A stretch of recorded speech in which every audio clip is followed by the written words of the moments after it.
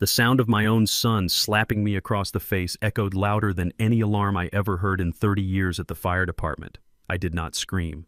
I did not fight back. I just stood there tasting the copper tang of blood on my lip while my daughter-in-law smirked in the corner. They thought they had finally broken the old man. They thought fear would make me sign the deed to my house. But they forgot one thing. You do not start a fire in the home of a man who spent his life walking through flames. The next morning, I did not call the police. I did not cry. Instead, I went to the kitchen and cooked the biggest breakfast of Darnell's life.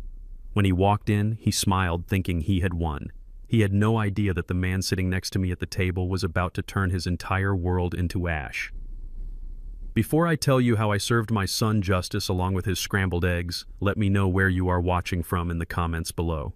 Hit like and subscribe if you believe that respect is something you earn, not something you demand. My name is Clarence Bishop, but everyone on the South Side just calls me Clay. I am 73 years old and my hands are rough from decades of hauling hoses and swinging axes for the Chicago Fire Department. I built my life on discipline, hard work, and the belief that a man protects his family at all costs. But that Sunday evening, standing in the kitchen I had tiled with my own hands back in 1982, I realized I was trying to protect a family that no longer existed. The air in the room was thick, suffocating. My son Darnell was pacing back and forth across the linoleum floor.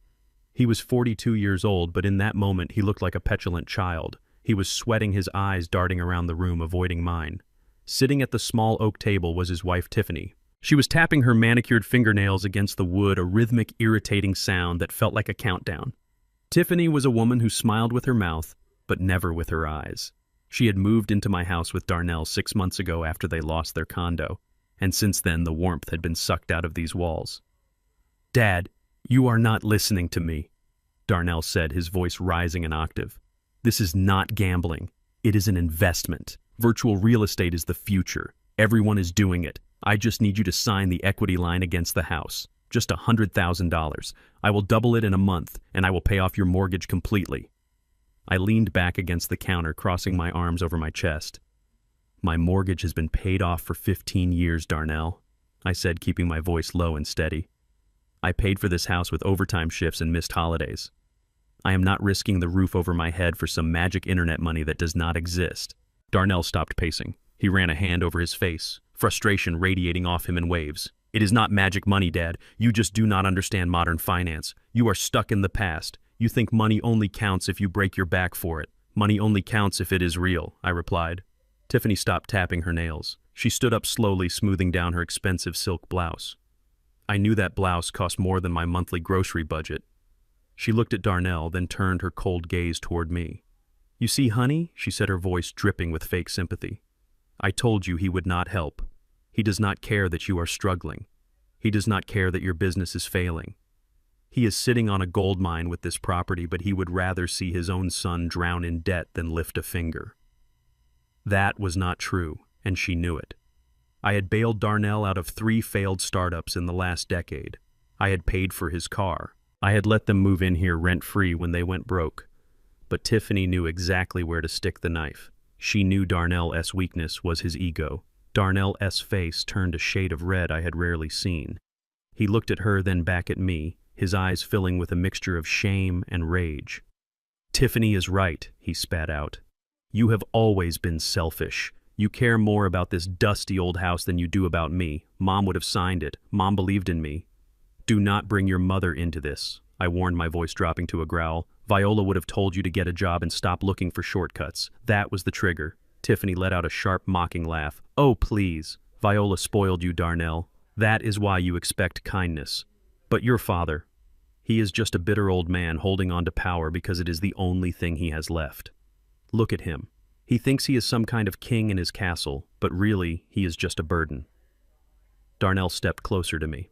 The smell of alcohol on his breath hit me then. I had not noticed it before, but now it was unmistakable. He had been drinking to work up the courage to ask me for the money. "Sign the papers, Dad," Darnell said, his voice trembling. "Just sign the damn papers." "No," I said, "and that is final." The silence that followed lasted only a second, but it felt like an hour. Tiffany whispered, barely audible, "See, he hates you." Darnell snapped. His arm moved before I could register what was happening. His open palm connected with my cheek with a cracking sound that seemed to shake the foundations of the house. My head snapped to the side. My glasses flew off and skittered across the floor. The sting was immediate, hot and sharp, but the shock was colder than ice. I slowly turned my head back to face him. I could taste blood where my tooth had cut the inside of my lip. Darnell stood there breathing heavily, his hand still raised slightly, as if he could not believe what he had just done. His eyes were wide with panic. Tiffany, however, did not look shocked. She looked satisfied. For a moment the old instinct kicked in, the instinct of a man who had brawled in burning buildings and held his ground against looters during the riots. I could have dropped him. I could have broken his jaw before he took his next breath. My fists clenched at my sides, the knuckles turning white. But I did not raise a hand. To fight him would be to lower myself to his level. To fight him would be to admit that he was a man worth fighting. And looking at him now, trembling and weak, hiding behind his wife's venom, I saw that he was not a man at all. I reached up and wiped the trickle of blood from the corner of my mouth with my thumb. I looked at the blood for a moment, then wiped it on my trousers. I stared straight into Darnell's eyes. I gave him the look I used to give rookies who panicked in a smoke-filled hallway. A look of absolute crushing disappointment. Darnell took a step back, his bravado crumbling. "Dad, I did not mean to—" "Shut up," Tiffany hissed. "Don not apologize. He provoked you. He needed to be shaken up. Maybe now he will listen to reason." I did not say a word. I did not scream. I simply bent down, picked up my glasses, and inspected the cracked lens. I put them back on my face. Then I turned my back on them. I walked out of the kitchen feeling their eyes on my back. I could hear Darnell sputtering, trying to justify himself, and Tiffany whispering toxic reassurances in his ear. I walked down the hallway past the photos of Darnell's graduation, past the picture of Viola and me on our 40th anniversary. Every step felt heavy, like I was walking through deep mud. I entered my bedroom on the first floor and closed the door. I turned the lock. It was a flimsy lock, one that could easily be kicked in, but it was a boundary. From the hallway, Darnell yelled, his voice muffled by the wood. "You better think about it tonight, Dad. Those papers need to be signed by tomorrow morning. Do not make me come in there." I stood in the center of my room, the sanctuary I had shared with my wife for 40 years. My heart was hammering against my ribs, not from fear, but from a cold, simmering fury. I was a firefighter. I knew how to control the burn. I knew that if you let a fire rage uncontrolled, it consumes everything. But if you control it, if you direct it, it becomes a tool. Darnell wanted a signature. He wanted control. He wanted to be the man of the house. I sat down on the edge of my bed and took a deep breath, letting the rage settle into a cold, hard resolve. I reached under the bed and pulled out an old, dusty shoebox. Inside were my old service medals, a few letters from Viola, and something else I had prepared weeks ago ever since I noticed bank statements missing from the mail. I pulled out a cheap, prepaid flip phone, a burner phone. I had bought it with cash at a convenience store 3 towns over. Darnell and Tiffany monitored the landline. They checked my cell phone when I was sleeping, thinking I did not know. They thought I was a senile old man who barely knew how to use a remote control. They forgot that in my day we did not have Google. We had to be smart. We had to pay attention. I flipped the phone open. The screen glowed with a pale blue light in the dark room. My hands, usually steady, were trembling slightly, not from age, but from the adrenaline of crossing a line I could never uncross. I dialed a number I had memorized. It rang twice before a gruff voice answered on the other end. "Yeah, it is Clay," I said, my voice sounding like gravel. "Clay, it is late. Everything okay?" "No," I said, staring at the closed bedroom door. "The fire is out of containment. We are going to code red." There was a pause on the other end. Then the voice shifted, becoming sharp and professional. "Understood. What do you need?" "I need you here tomorrow morning at 7 sharp," I said. "Wear a suit and bring the file. The blue one. You sure about this, Clay?" "Once we pull this trigger, there is no going back." I touched the swelling on my cheek. I thought about the disrespect. I thought about Viola's memory being dishonored by the greed living under this roof. "I am sure," I said. "I am cooking breakfast tomorrow. Do not be late."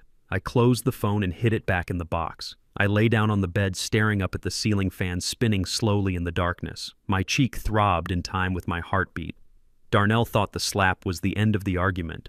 He thought he had asserted dominance. He was wrong. The slap was not the end. It was the starting gun. Tomorrow he would get his breakfast. He would get his bacon and his eggs, and he would get exactly what he asked for. He wanted to be treated like a man. Fine, I would treat him like a man. I would let him face the consequences that grown men face. I closed my eyes, but I did not sleep. I lay there in the dark, planning every move, every word, every silence. The fire was coming, and this time I wasn't going to put it out. I was going to let it burn. The sun had not even crested the horizon when I started peeling the potatoes. There is a specific rhythm to cooking a southern breakfast, a cadence that I learned from my mother and kept alive through 50 years of marriage to Viola.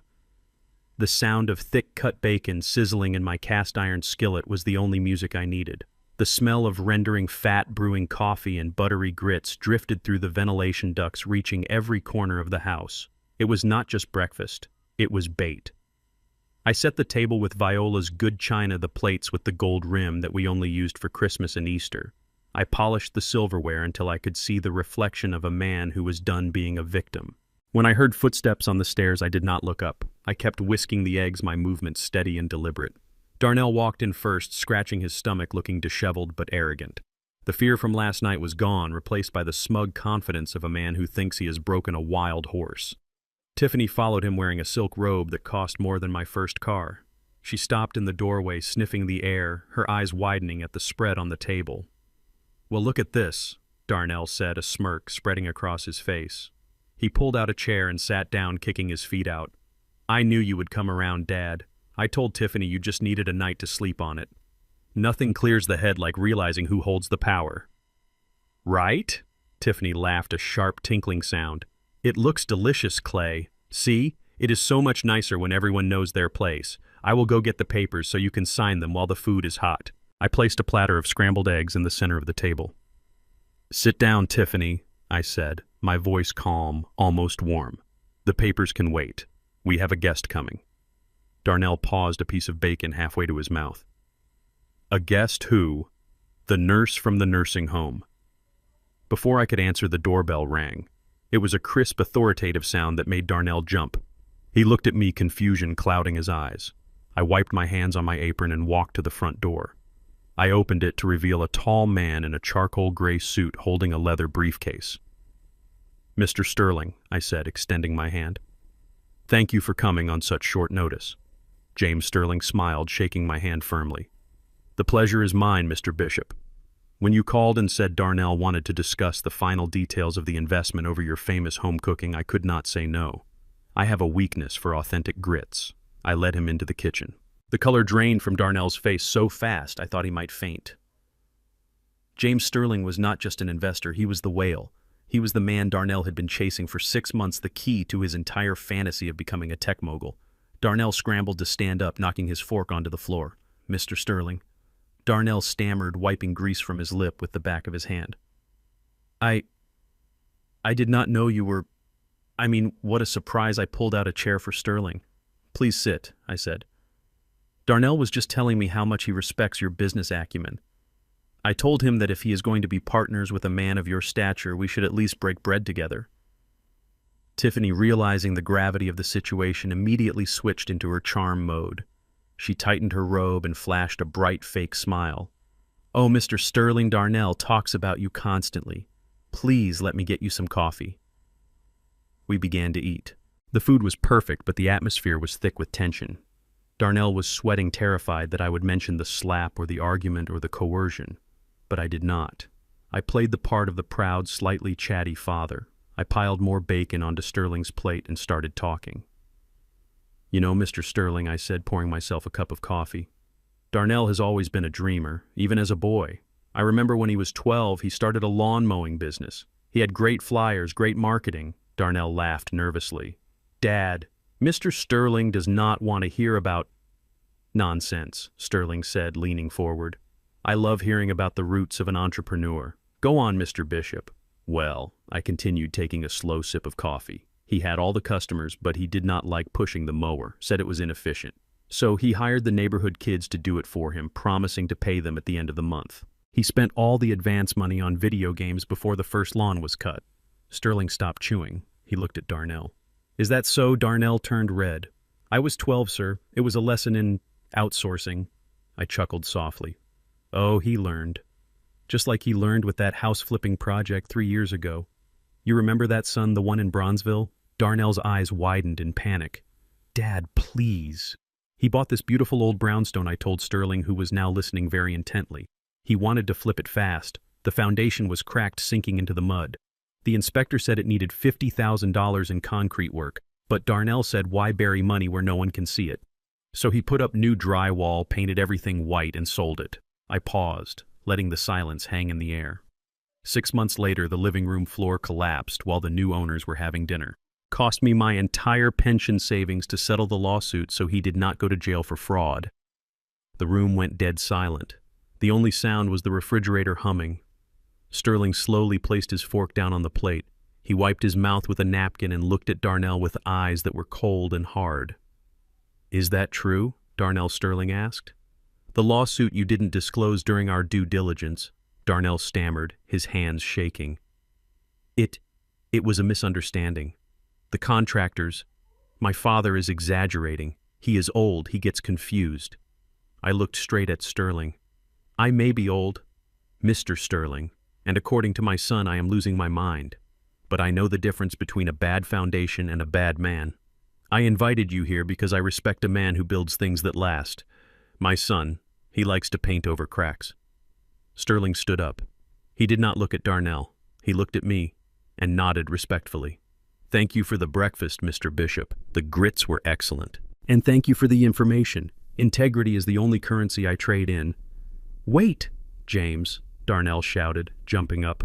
You cannot listen to him. He is vindictive. He is trying to sabotage me because I asked him for a loan.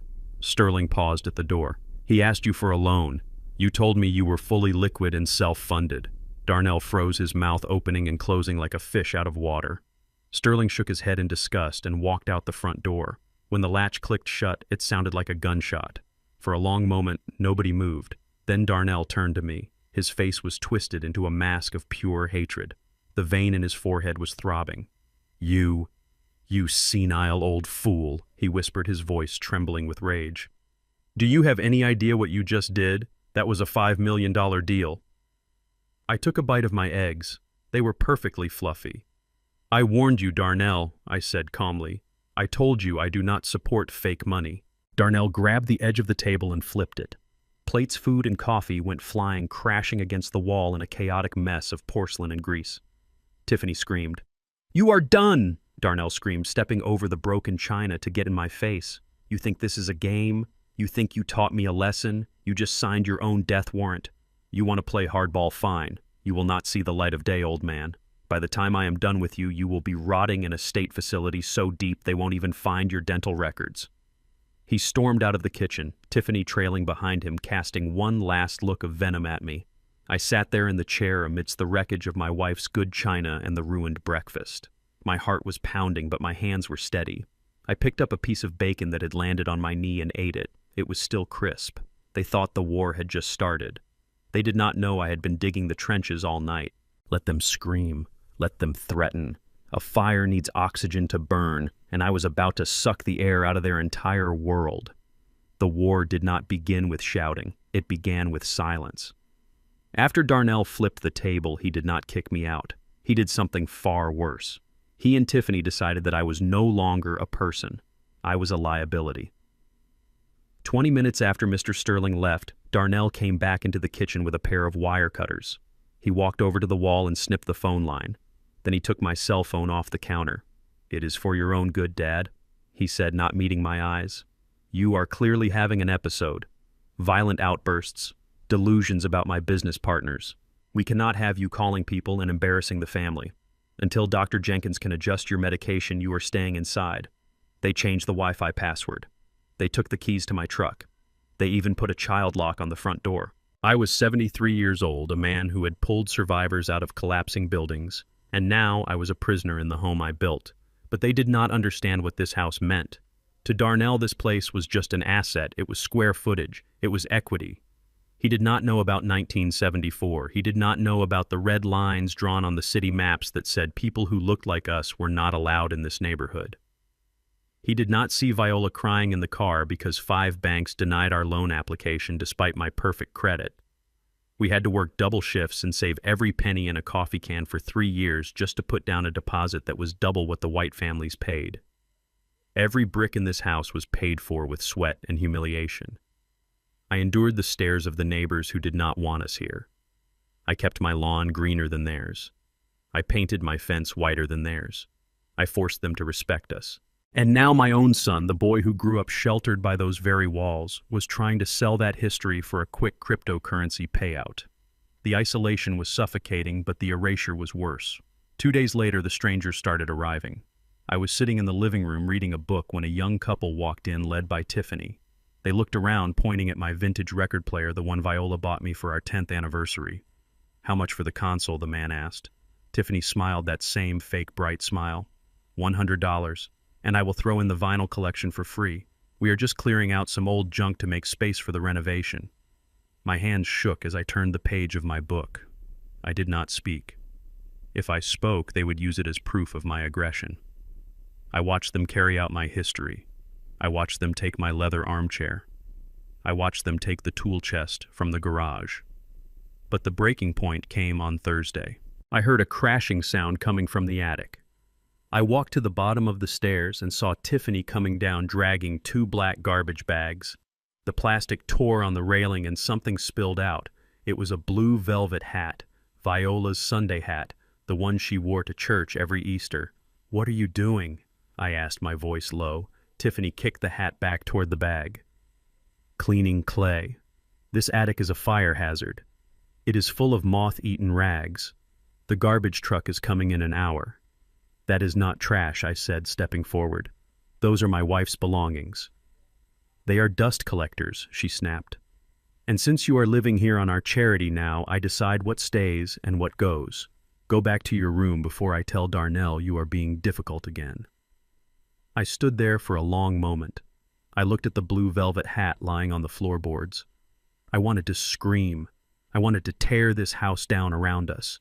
But I remembered the plan. I remembered that anger without leverage is just noise. I bent down, picked up the hat, and dusted it off. I did not look at Tiffany. I walked past her, carried the hat into my room, and placed it on the top shelf of my closet. Then I sat down at my desk. I could not use the phone. I could not use the internet. But Darnell and Tiffany had forgotten one thing. They had a daughter. Jasmine was 17. She was quiet, observant, and she had her grandmother's eyes. She spent most of her time in her room to avoid her parents' constant fighting, but she saw everything. She knew who the villain was in this story. That evening when Jasmine came home from school, she left her heavy backpack on the kitchen counter while she grabbed a glass of water. Tiffany was in the other room loudly negotiating the sale of my dining table on the phone. I walked past the counter. In one smooth motion, practiced from years of sleight-of-hand card tricks I used to do for the guys at the station, I slipped a folded piece of yellow notebook paper inside her algebra textbook. I did not stop. I did not look at her. I went straight to the sink and washed a glass. Later that night, around 2 a.m, I saw a shadow pause outside my bedroom door. A piece of paper slid underneath. I waited until the footsteps faded away before I picked it up. It was a page torn from a notebook. In Jasmine's neat handwriting, it read, "Grandpa Mom is meeting a real estate agent named Steinberg tomorrow at noon while Dad is at the office. She told Dad she was going to yoga." I found a second phone hidden in her vanity drawer. "She is texting a man named Brad. What do you want me to do?" I smiled in the darkness. They thought they had cut off my lines of communication. They thought they had isolated the enemy. But they did not realize that while they were busy selling the furniture, I was busy recruiting the army. The war was cold, but the heat was rising, and I was about to light the match. The enemy did not come with a battering ram or a warrant. He came wearing a tailored Italian suit and smelling of stale tobacco masked by expensive cologne. His name was Dr. Thorne, though I doubted he had ever stepped foot inside a real hospital. Tiffany introduced him as a specialist in geriatric cognitive decline, a friend from her country club. To me, he looked like every corrupt building inspector I had ever bribed or threatened back in the 80s, the kind of man who would sign off on a fire hazard for an envelope of cash. They cornered me in the living room on a Tuesday afternoon. The sun was streaming through the windows, illuminating the dust motes dancing in the air, a stark contrast to the darkness gathering around me. Tiffany sat on the edge of the sofa, wringing her hands in a performance of concern that would have won her an Academy Award. Darnell stood by the door, arms crossed, refusing to look me in the eye. Tiffany said, her voice dripping with artificial sweetness. "We are just so worried about you. The outburst with Mr. Sterling, the confusion about the house keys, the aggression. Dr. Thorne is just here to help." The doctor sat opposite me, opening a leather folder. He did not check my blood pressure. He did not listen to my heart. He did not ask me about my diet or my exercise routine. He simply looked at me with dead shark-like eyes and asked if I knew what year it was. I stared at him. "It is 2024, I said clearly, "and I know exactly who I am. I am Clarence Bishop. I own this house, and I know a con artist when I see one." Dr. Thorne sighed and looked at Darnell, shaking his head theatrically. "You see, hostility and paranoia. Classic symptoms of advanced dementia. The frontal lobe is deteriorating. He believes he is being persecuted. If we do not intervene now, he could be a danger to himself or others." Darnell flinched. Is it reversible?" "No," the doctor said, pulling a prescription pad from his pocket. "But it is manageable. I am prescribing a heavy sedative to calm the aggression and a cognitive stabilizer. He needs to take these 3 times a day. Strictly monitored." He handed a small orange bottle to Tiffany. She took it like it was a holy relic. I knew that smell. I spent 30 years as a first responder. I know what medicine smells like. When Tiffany uncapped the bottle and handed me 2 blue pills and a glass of water, the scent hit me. It was chemical and acrid. These were not stabilizers. These were suppressants, strong ones. The kind they give to violent patients in state wards to turn them into walking zombies. They wanted to drug me into submission so I would be too weak to fight the legal battle they were planning. "Take them," Tiffany said, her voice hardening. "Or do we need to call the orderlies to hold you down?" I looked at Darnell. He was staring at the floor, studying the pattern of the rug. "Son," I said softly, "are you going to let them do this?" Darnell looked up, tears in his eyes, but his jaw was set. "It is for your own good, Dad. Please, just take the medicine." I realized then that appealing to his conscience was useless. His conscience was buried under layers of debt and his wife's manipulation. I had to change tactics. I had to go underground. I reached out and took the pills. My hand trembled slightly, not from fear, but from the effort of restraining my rage. I put them in my mouth. I took a sip of water. I threw my head back and swallowed loudly. "Good," Tiffany said, relaxing instantly. "See? That wasn't so hard." But I had not swallowed. I had tucked the pills into the pocket of my cheek, a trick I learned from an old inmate I once volunteered with. I sat there for 10 minutes listening to the doctor explain to Darnell how my brain was essentially turning to mush.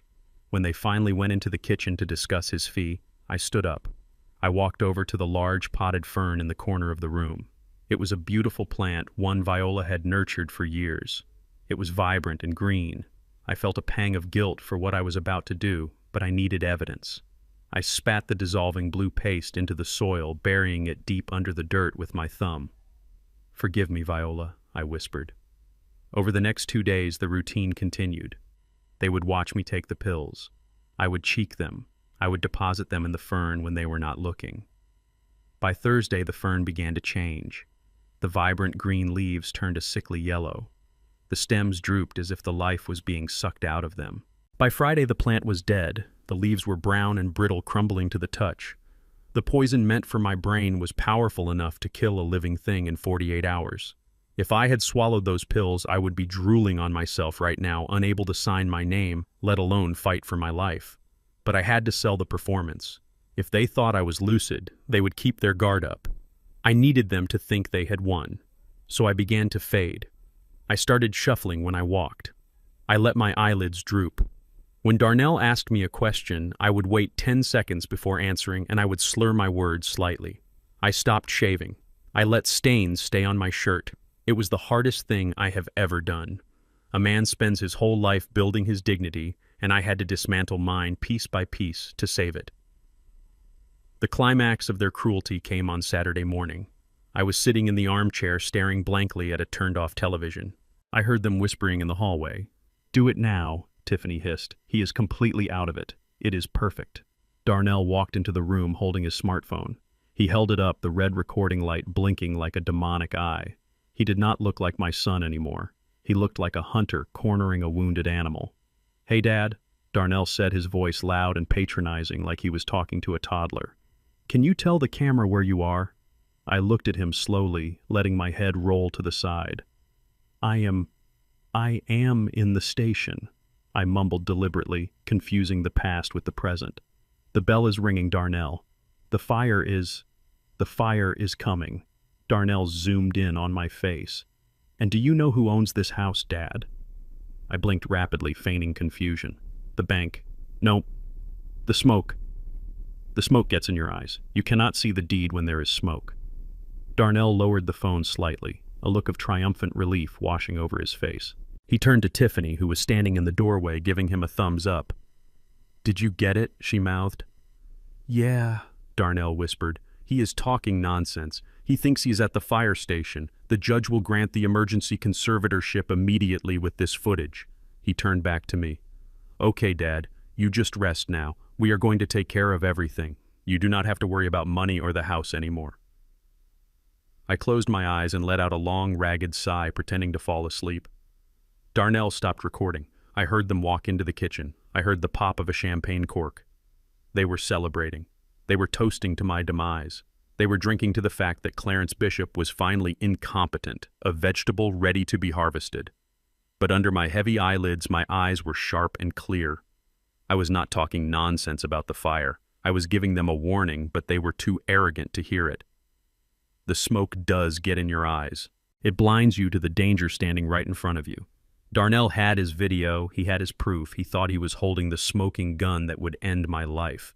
He did not realize he was holding the detonator, and I was the one who controlled the explosives. I waited until their laughter died down. Then I slowly reached into the cushion of the armchair. My fingers brushed against the small, hard shape of the burner phone Jasmine had slipped back to me earlier that morning. I was not asleep. I was wide awake, and it was time to wake up the rest of the world. The house was silent, buried under the weight of the lie we were all living. It was 3 a.m, the hour of the wolf, the time when the world is darkest and secrets are hardest to keep. I was lying in bed, staring at the ceiling, listening to the settling of the foundation. They thought I was sedated, lost in a chemical fog of the pills I had buried in the dirt. But my mind was sharper than it had been in years. The door handle turned slowly.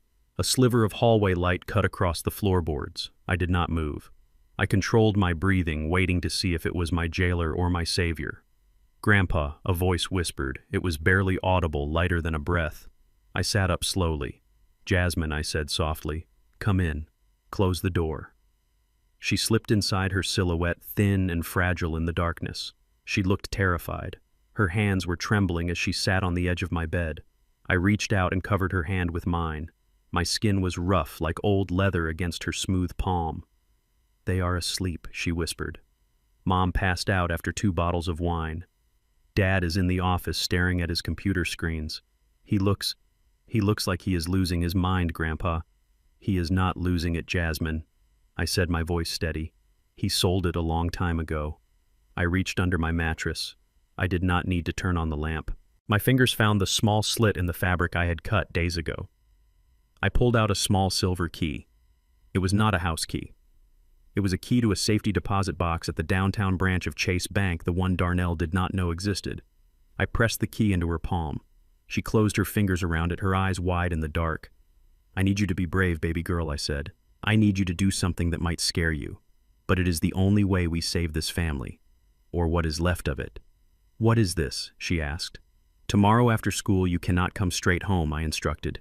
You take the bus downtown, go to the bank, ask for box number 402. You are on the access list. I put you on it when you turned 16. Jasmine nodded, tears glistening in her eyes. What is in the box, Grandpa? There is a blue file, I said. It is thick. It has the seal of the city of Chicago on it. Bring it to me. Do not let your mother see it. Do not let your father see it. If they find it, everything is over. She squeezed the key tight. Grandpa, why do you have legal papers hidden downtown? Dad says you are... He says you do not understand money. He says you are just a retired fireman. I let out a low, dry chuckle. It was a sound devoid of humor. Your father sees the uniformed Jasmine. He sees the soot and the sweat. He forgets what I did after I put down the hose. For 12 years, I was the president of the Brotherhood of Firefighters Union. I negotiated contracts for 3,000 men. I sat across the table from mayors, from senators, from corporate lawyers who wanted to cut our pensions to save a nickel. I know how to read a contract, I know how to spot a loophole, and I know exactly when to let an enemy think he has won just so he walks into the trap. Jasmine looked at me with a new expression. It was not just love anymore. It was awe. She had never known this side of me. To her, I was just the old man who grilled ribs on Sundays and played jazz records. She did not know I was a strategist. I need that file, Jasmine, I said, because inside that file is the proof that your father does not own what he thinks he owns, and it is the only shield we have against what is coming. She stood up, slipping the key into the pocket of her pajama pants. I will get it, Grandpa. I promise. Go now, I whispered. Be a ghost. She turned to leave. She opened the door just a crack, and then she froze. From the top of the stairs, a floorboard creaked. It was a distinctive sound, a high-pitched groan that I had been meaning to fix for 20 years. Jasmine stopped breathing. I saw her stiffen. Who is there? Tiffany's voice sliced through the silence. It was slurred, heavy with wine, but sharp with suspicion.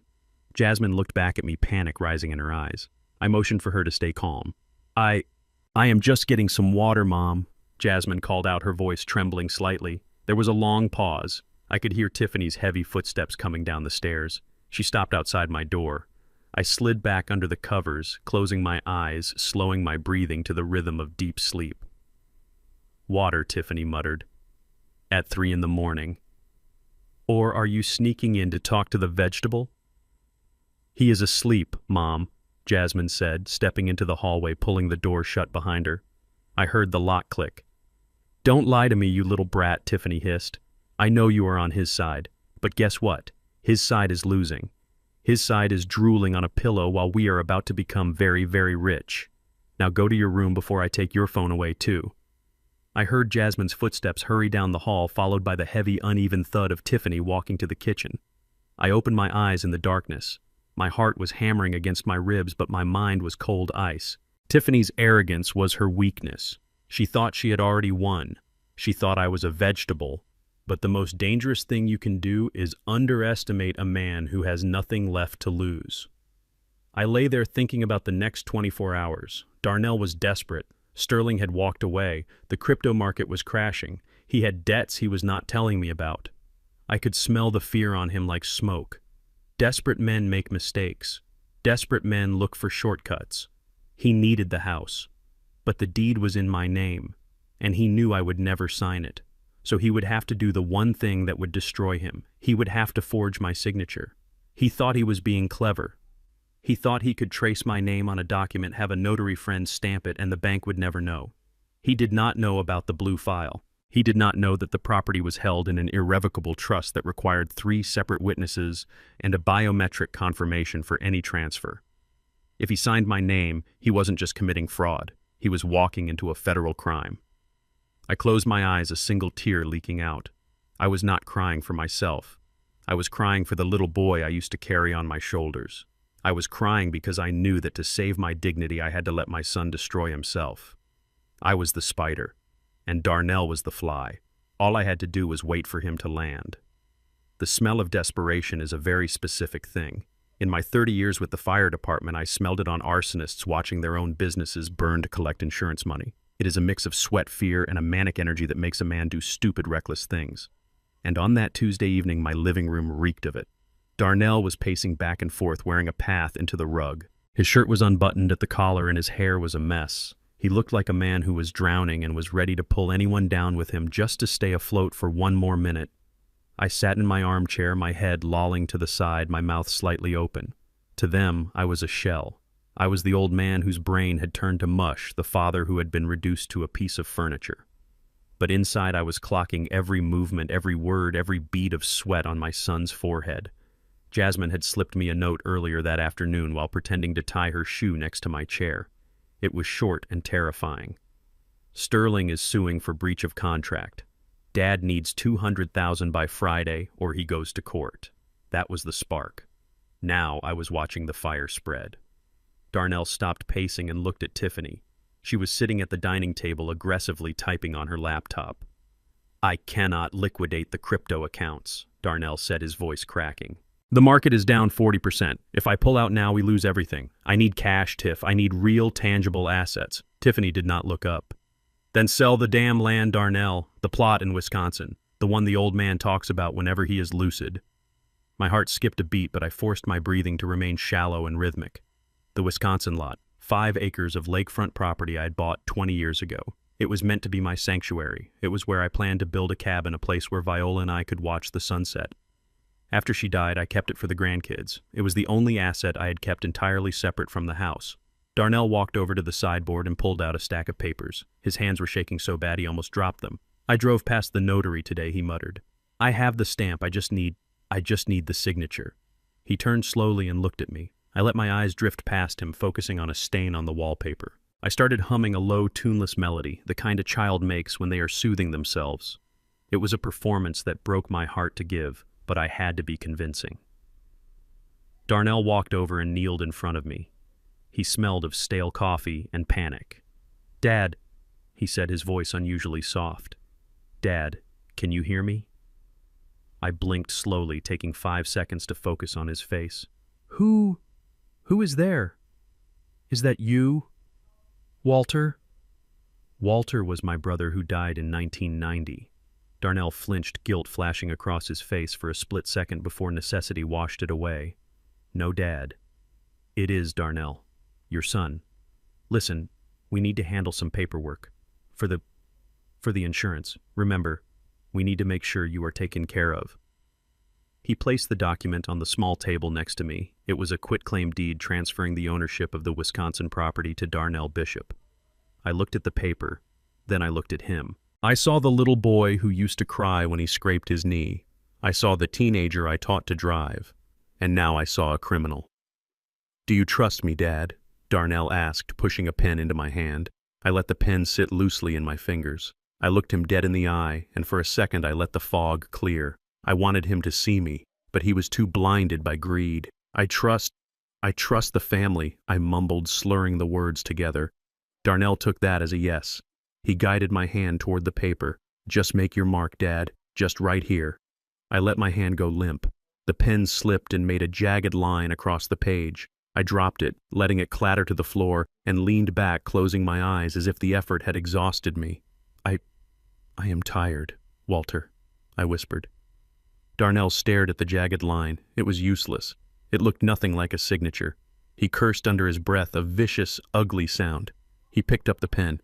He looked at the kitchen door to make sure Jasmine wasn't around. He didn't know she was sitting at the top of the stairs, her phone camera pointed through the banister rails, recording every second of this betrayal. "Fine," Darnell hissed. "If you cannot do it, I will help you." He did not guide my hand this time. He didn't bother. He placed the paper on a magazine, hunched over it, and began to write. I watched through the slit of my eyelids as my son, my own flesh and blood, carefully forged the signature Clarence Bishop at the bottom of the deed. He even added the little flourish I used to do on the letter B. He had practiced this. He sat back admiring his handiwork. He blew on the ink to dry it. "Done," he whispered. Tiffany walked into the room. She snatched the paper from his hand and inspected it. "It looks shaky," she said critically. "It looks like an old man signed it," Darnell snapped. "It is perfect. I will file this electronically tonight. We will have the bridge loan by Thursday morning. Sterling gets his money and we keep the house." Tiffany smiled. It was a smile that made my blood run cold. She walked over to the liquor cabinet and poured 2 glasses of the expensive scotch I had been saving for my 75th birthday. She handed a glass to Darnell and raised hers in a toast. "To the future," she said. Darnell looked at me, then at the glass. "To the future." They clinked glasses. The sound was sharp and cheerful, completely out of place in a room where a crime had just been committed. Tiffany took a long sip and looked at me with pure disdain. "You know, babe," she said, swirling the amber liquid. "This is actually for the best. Once we sell that useless plot of land and get the cash, we can finally look into putting him in that facility in Gary, the one with the state subsidy." Darnell stiffened. "Tiff, we talked about this. That place is a dump. It is affordable, Darnell." Tiffany shouted, her voice suddenly shrill. "And I am done running a nursing home here. Look at him. He does not even know where he is. He thinks you are his dead brother. He is a vegetable, Darnell. A useless, drooling vegetable." She walked over and stood right in front of me. She leaned down, her face inches from mine. I could smell the wine and the expensive perfume. Finally, she whispered loud enough for Darnell to hear, but intimate enough to feel like a violation. Finally, we are getting rid of the old man and his junk. No more old records, no more dusty clothes, no more burden. She stood up and laughed. We are free, Darnell. We are finally free. Darnell drank his scotch in one gulp. He looked at me one last time, a flicker of something that might have been regret, but was probably just relief. Yeah, he said softly. We are free. They walked out of the room, heading to the study to upload the stolen deed. They left me sitting in the dark, the taste of their betrayal bitter in the air. I sat there for a long time. I listened to their muffled laughter through the wall. They were celebrating their victory. They were celebrating the money they thought they had just stolen. But they forgot one detail, one tiny, crucial detail that I had buried in the fine print of the trust 10 years ago. The Wisconsin property was not just land. It was designated as a conservation easement held in a trust. To sell it or to transfer the deed, you did not just need a signature. You needed a biometric thumbprint verification and 2 independent witnesses present at the signing. Darnell had just uploaded a document to the county clerk that was not only void, but was physical proof of felony forgery. And he had done it from his own IP address, and Jasmine had it all on video. I stopped humming. I sat up straight in my chair. I picked up the glass of water from the side table and took a sip. My hand was as steady as a rock. They were drinking scotch to celebrate their freedom, but they did not realize that the ink on that paper wasn't a signature. It was a confession, and tomorrow the judge was going to read it. I looked at the spot where Tiffany had stood. Getting rid of the old man and his junk, I repeated to myself. I looked at my hands. These hands had broken down doors to save children. These hands had built this house. These hands had held Viola as she took her last breath. I am not junk, I whispered to the empty room. I am the landslide. And you are standing at the bottom of the hill. Information is like oxygen. You cannot see it, but if you control the flow, you control the fire. And inside that house, while my son and his wife were popping corks and celebrating their felony, I was holding the match that would burn their entire fantasy to the ground. Wednesday morning was gray and heavy. The rain lashed against the windows, matching the mood inside the house. Darnell was manic. He was running on adrenaline and caffeine, pacing the hallway, refreshing his email every 10 seconds, waiting for the bridge loan to clear based on the forged deed. He looked terrible. His eyes were sunken, his skin pale. He was a man walking a tightrope over a pit of vipers, and he didn't even know who the snakes were. I was sitting in my room staring at the rain when the vibration buzzed against my leg. It was the burner phone tucked into my sock. I waited until I heard Tiffany start the shower in the master bathroom and Darnell go downstairs to answer the door for a pizza delivery. I pulled the phone out. There was a secure message from a number I had saved simply as Miller. Miller was a private investigator I had hired 3 weeks ago, long before the slap, long before the pills. I had hired him the day I noticed $50 missing from my wallet. It wasn't the money. It was the principle. I wanted to know who I was living with. I met Miller at a diner on the south side, a place where the coffee is strong and nobody asks questions. I gave him $5,000 cash and a picture of Tiffany. I told him to dig. I told him to find the bones she was trying to bury. I opened the message. It contained a link to a cloud folder. My thumbs were clumsy on the small screen, but I managed to open it. There were 20 photos and a transcript of text messages. The first photo made my stomach turn. It was Tiffany. She wasn't at yoga, and she wasn't at the charity luncheon she claimed to attend every Tuesday. She was sitting at a corner table in a dimly lit bar downtown. Her hand was resting on the arm of a man who was definitely not my son. He was young, maybe 30, with slicked back hair and an expensive watch. In the next photo, they were kissing. But infidelity was common. I had seen enough of it in my lifetime. It was the text messages that revealed the true nature of the predator living under my roof. I scrolled through the screenshots Miller had intercepted. Text from Tiffany to Brad. The idiot just uploaded the deed. We should have the liquidity by Friday. Text from Brad. Are you sure the old man won't talk? Text from Tiffany. He is a vegetable. I have him so drugged up he thinks he is back in the 70s. Darnell is the problem. He is getting cold feet. He feels guilty. Text from Brad. Don't let him ruin this, Tiff. We need that cash for the Cabo property. Monday morning we are gone. Text from Tiffany. Don't worry. As soon as the wire hits the joint account, I am transferring it to the offshore shell. Darnell will be left with the debt, the old man, and a lawsuit. We will be drinking margaritas by sunset. I lowered the phone. The air in the room felt suddenly cold. I looked at the door. I could hear Darnell downstairs arguing with the pizza delivery guy about the tip. My son. My foolish, greedy, weak son. He was selling his soul to please a woman who was sharpening the knife to slit his throat. He thought he was the mastermind. He thought he was the one taking control of the family legacy. But he was just the getaway driver for a robbery where he was the only victim. A wave of instinct washed over me. The father in me wanted to run downstairs. I wanted to grab him by the shoulders, shake him, and shove the phone in his face. I wanted to scream, "Look at who you betrayed me for.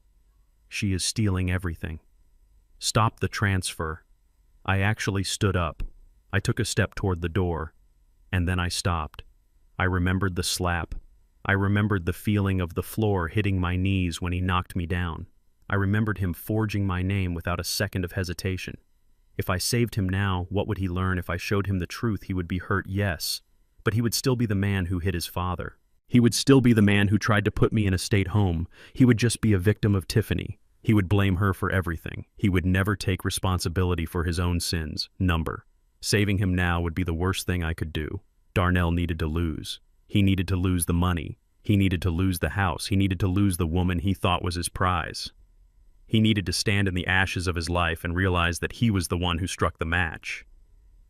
I sat back down. I deleted the message from the phone, but not before forwarding a copy to my lawyer's secure server. The door opened. Darnell walked in holding a slice of pepperoni pizza on a paper plate. He looked trying to be casual, but his smile was tight and forced. "Hey, Dad," he said, putting the plate on the nightstand. "Thought you might be hungry. Tiffany says we should keep you on a strict diet, but, well, one slice won't hurt." He looked at me, searching for a sign of the father he used to know. "We are almost there, Dad," he whispered. "By Friday, everything is going to be better. I am going to buy you a new TV, a big one." I looked at him. I looked at the man who was about to be destroyed. "Thank you, son," I said. My voice was clear. It wasn't the mumble of a senile man. Darnell paused, surprised by my clarity. "You are welcome," he said uncertainly. "Enjoy your pizza, Darnell," I said, picking up my book. "Enjoy every bite." He lingered for a moment, sensing something was different, but the pull of his own delusion was too strong. He nodded and left the room, closing the door. I listened to his footsteps fading away. I took a bite of the pizza. It was cold. I knew something Darnell didn't. I knew that the wire transfer from the bridge loan wouldn't go through on Friday, because the account connected to that forged deed didn't exist anymore. But Tiffany didn't know that. Darnell didn't know that. When Friday came, the trap would snap. And when Darnell looked around for his wife to comfort him, he would find an empty closet and a one-way ticket to Mexico. I chewed slowly. The truth is a heavy meal. But my son was going to have to eat every single crumb of it. The betrayal was coming, and I was going to let it happen. Because sometimes you have to let the building burn down to the foundation before you can rebuild it right. Friday morning arrived with the color of bruised steel. The sky was heavy and low, pressing down on the roof I had shingled with my own hands 20 years ago. I was sitting on the edge of my bed, folding my few remaining shirts into a small cardboard suitcase Darnell had thrown at me. He did not even have the decency to give me a real bag. He told me we were going on a little vacation. He called it the Whispering Pines. He said it was a luxury retreat where I could get my strength back. I knew exactly what the Whispering Pines was. It was a state-funded warehouse for the forgotten on the edge of the industrial district. It was a place where they sedated you at noon just so they did not have to listen to you ask for water. Darnell was not sending me to a spa. He was taking me to the landfill. "Ready to go, Dad?" Darnell asked from the doorway. He was wearing sunglasses indoors, probably to hide the circles under his eyes. He had not slept in 2 days waiting for that loan money to hit his account. He was vibrating with nervous energy. I looked at him.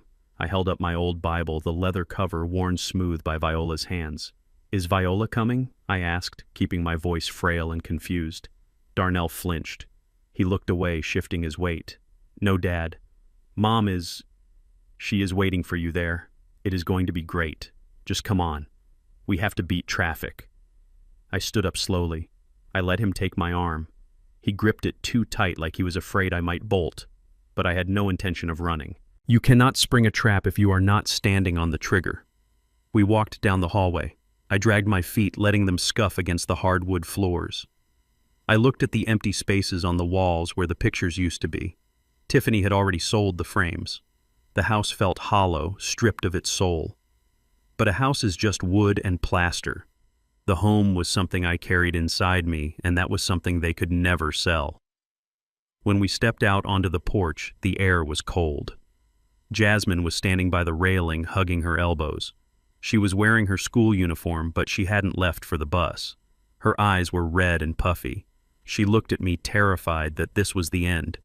She thought she was losing her grandfather forever. Darnell tried to steer me past her toward his idling car. "Say goodbye to Grandpa Jasmine. He will be back. Eventually." I stopped. I planted my feet like tree roots. I was not going to be shoved into a car without acknowledging my soldier. I pulled my arm free from Darnell's grip and stepped toward her. I reached out and cupped her face in my hands. Her skin was warm and a single tear tracked through the dust on my thumb. "Be a good girl, Jasmine," I said loud enough for Darnell to hear. Then I leaned in close, putting my lips right next to her ear. My voice dropped to a whisper, sharp as a razor. "Start it up, baby girl." She blinked and I saw the fear in her eyes turn into steel. She gave a microscopic nod. She understood. The file was safe. The lawyer was ready. The moment the car doors locked, the countdown would begin. "Dad, let's go," Darnell shouted, honking the horn. I stepped back. I gave her a wink, the same wink I used to give her when I snuck her extra candy when she was 5. Then I turned and walked to the car. I climbed into the passenger seat. The car smelled of fast food wrappers and Darnell's cheap air freshener. As he put the car in gear and pulled out of the driveway, I did not look at him. I turned my head and looked out the window. I watched my house recede in the distance. The azalea bushes I planted for Viola were blooming red against the gray siding. The porch swing was swaying slightly in the wind. A lesser man might have cried. A lesser man might have felt pity for himself being driven away from his kingdom by his own traitorous son. But I did not feel sadness. I looked at that house the way a general looks at a battlefield before he orders the retreat. I was surrendering the ground to draw the enemy out into the open.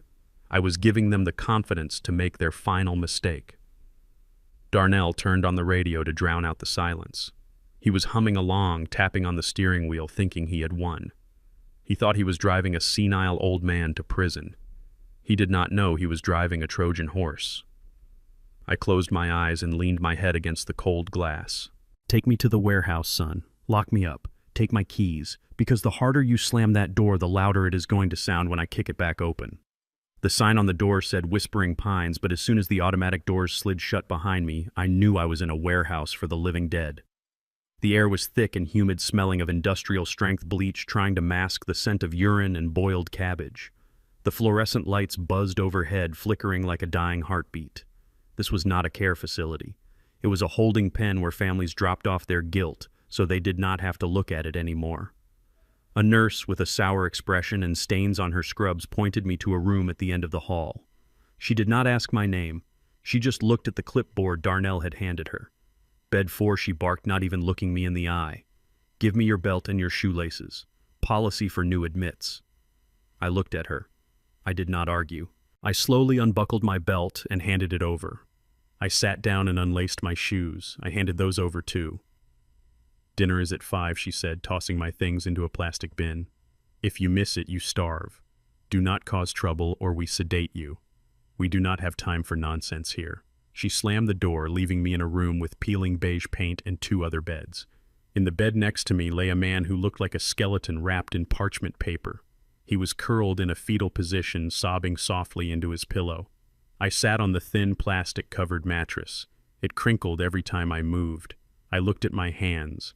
They were the only things in this room that still felt like mine. Darnell thought he had thrown me away. He thought this place would break me. He forgot that I spent 20 years crawling into burning buildings while everyone else was running out. I know how to breathe in toxic environments. I know how to stay calm when the roof is caving in. I stood up and walked over to the weeping man. I placed a hand on his shoulder. It was sharp and bony. "Easy, soldier," I said, my voice low and steady. "You are going to be all right." The man stopped crying and looked up at me with watery, terrified eyes. He had not heard a kind voice in a long time. They stole my watch," he whispered. "My son gave it to me. I squeezed his shoulder. We will get it back, I lied. But it was a lie he needed to hear. Right now, we just need to survive the night. I spent the next 3 hours watching. I watched the staff. Most were indifferent, overworked, and underpaid. But there was one young man, an orderly named Mateo. He was different. I saw him gently help a woman in a wheelchair drink her water when the nurse ignored her. I saw him wince when the head nurse yelled at a patient for spilling soup. He had kind eyes, tired but kind. He was a good man trapped in a bad system. He was my way out. Around 8 o'clock, the hallway lights dimmed. The night shift was starting. Mateo came into our room with a mop bucket. He looked exhausted. Hey, Pops, he said softly, starting to mop the floor. Sorry about the smell. The ventilation is broken again. I sat up. I did not speak to him like a patient. I spoke to him like a supervisor. You handle that mop like a rookie, son, I said, a small smile playing on my lips. You are using too much water. You are just spreading the dirt around. Mateo stopped and looked at me surprised. He let out a short, dry laugh. Yeah. Well, nobody trained me. They just handed me the bucket. I stood up and walked over to him. I took the mop handle. Let me show you. Figure 8 motion. Keeps the dirt in the front. I mopped a small section of the floor. Mateo watched, amused and impressed. You used to be a janitor, he asked. I was a fire captain, I said, handing the mop back. And before you save lives, you learn to clean the station. Discipline starts with a clean floor. Mateo looked at me differently then. The pity in his eyes vanished, replaced by respect. He saw the man, not the patient. What are you doing here, Captain? He asked. You do not seem like the usual dementia cases we get. I am not, I said, locking eyes with him. My son put me here to steal my house. He thinks I am helpless. Mateo sighed and leaned against the door frame. He looked down at his shoes. I see that a lot. I am sorry, man. Truly. I stepped closer to him. I do not need your pity, Mateo. I need your phone. He stiffened. He looked at the camera in the hallway, then back at me. I cannot do that, Captain. I could get fired. Strictly against protocol.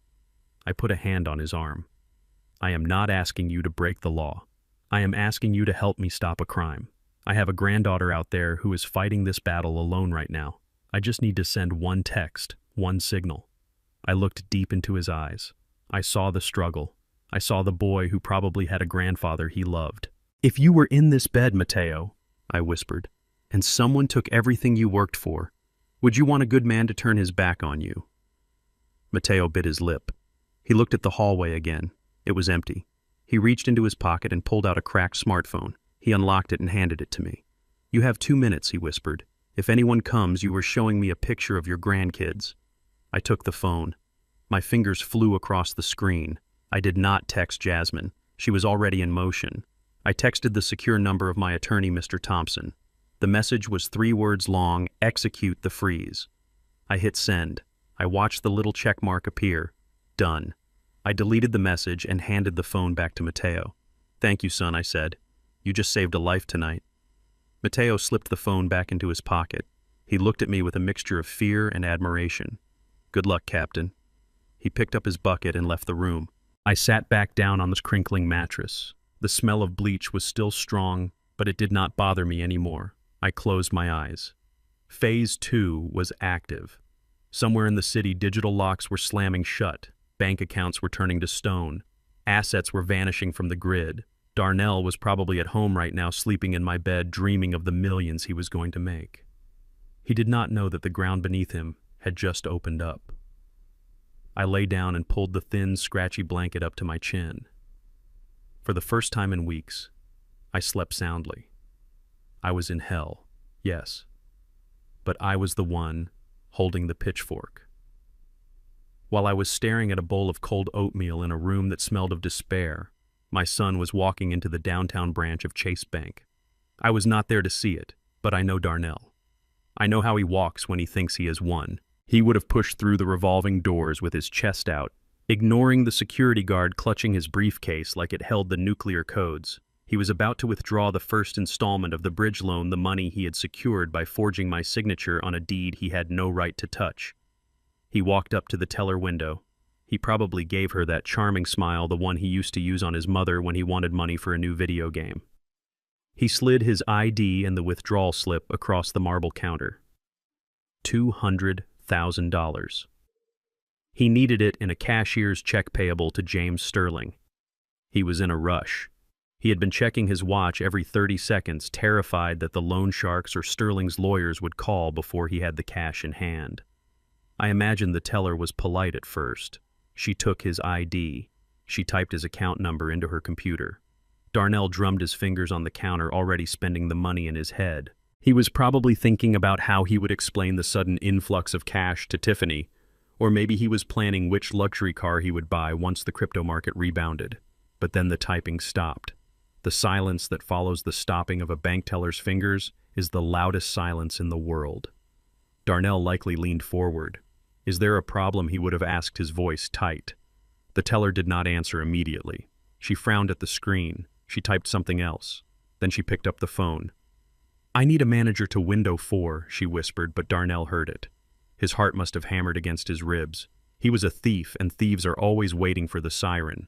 But he told himself to stay calm. He had the power of attorney. He had the medical records. He was the legal guardian. He was in charge. The branch manager walked over. He was a serious man with gray hair, the kind of man who has seen every scam in the book. He looked at the screen, then he looked at Darnell. He did not smile. Mr. Bishop, the manager asked. Yes, Darnell said, straightening his tie. I am in a bit of a hurry. I have a business meeting in 20 minutes. I am afraid we cannot process this transaction, the manager said calmly. What do you mean? Darnell demanded, his voice rising. The funds were wired this morning. I saw the confirmation. The funds were flagged, the manager replied. This account has been frozen due to a report of fraudulent activity. Fraudulent? Darnell laughed, a nervous, high-pitched sound. That is ridiculous. I am the account holder. Well, my father is, but I am his conservator. I have the court order right here. He reached into his briefcase to pull out the papers based on the lies he and Tiffany had spun. That is actually the problem, Mr. Bishop, the manager said, folding his hands. The alert did not come from the bank. It came from the legal owner of the property. Darnell froze. My father is in a nursing home. He does not even know what day it is. He could not have reported anything. The manager shook his head. The property in Wisconsin is not owned by Clarence Bishop personally. It is owned by the Bishop Family Revocable Trust, and according to the bylaws of that trust, which were updated 10 years ago, there is a specific clause regarding incapacitation. Darnell stopped breathing. He did not know about the trust. He had never bothered to read the fine print of my life. He just saw assets. He never looked for the protections. The manager turned the screen slightly, though Darnell could not read it. The clause states that if the primary beneficiary, Clarence Bishop, is declared mentally incompetent or incapacitated, control of the trust does not pass to family members. It immediately transfers to an independent successor trustee. Darnell felt the floor drop out from under him. Successor trustee? Who? A law firm, the manager said. Thompson and Associates. They were notified automatically when you filed the medical incapacitation paperwork with the county yesterday. By declaring your father incompetent to get control of his house, you inadvertently triggered the clause that removed you from the trust entirely. The irony must have tasted like ash in his mouth. The very weapon he used to bury me was the same weapon that just cut his throat. By proving I was crazy, he proved he had no right to the money. This is a mistake, Darnell shouted, drawing the attention of everyone in the lobby. I am his son. I am his only heir. The trust is quite specific, sir. The manager said, his voice dropping to a warning tone. It was designed to protect the assets from exploitation.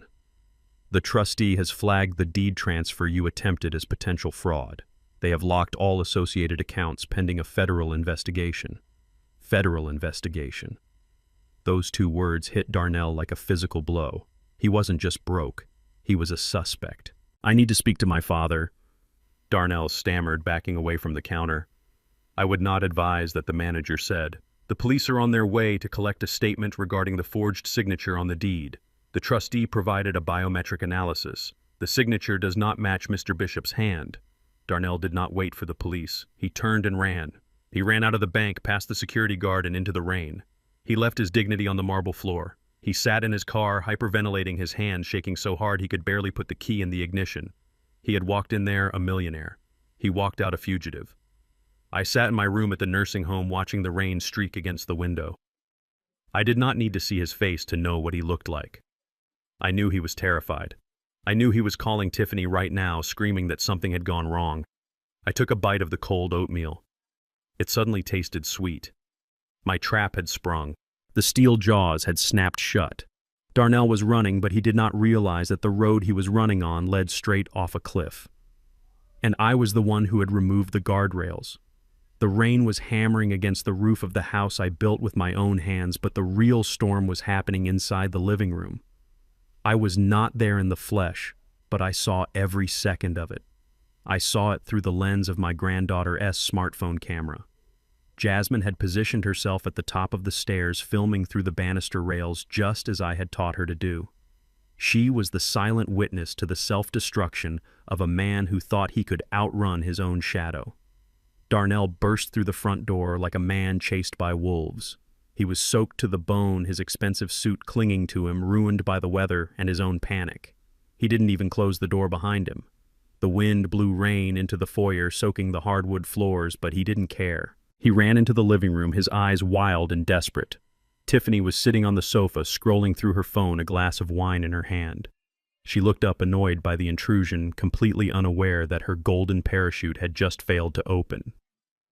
"Where is the champagne?" she asked, not even looking at his face. "Did the transfer clear?" Darnell threw his briefcase across the room. It hit the wall with a sickening thud, cracking the plaster. Tiffany jumped, spilling wine on the white carpet. "There is no transfer," Darnell screamed, his voice cracking. "There is no money. It is gone. Tiffany, it is all gone." Tiffany stood up slowly, her face hardening. "What are you talking about? What do you mean, gone?" "The account is frozen," Darnell shouted, pacing back and forth, pulling at his wet hair. "The bank locked everything. They know Tiffany, they know about the signature, they know about the deed. The trust flagged it immediately." Tiffany's eyes narrowed. "What trust?" "The old man doesn't have a trust. He is just a retired fireman with a pension."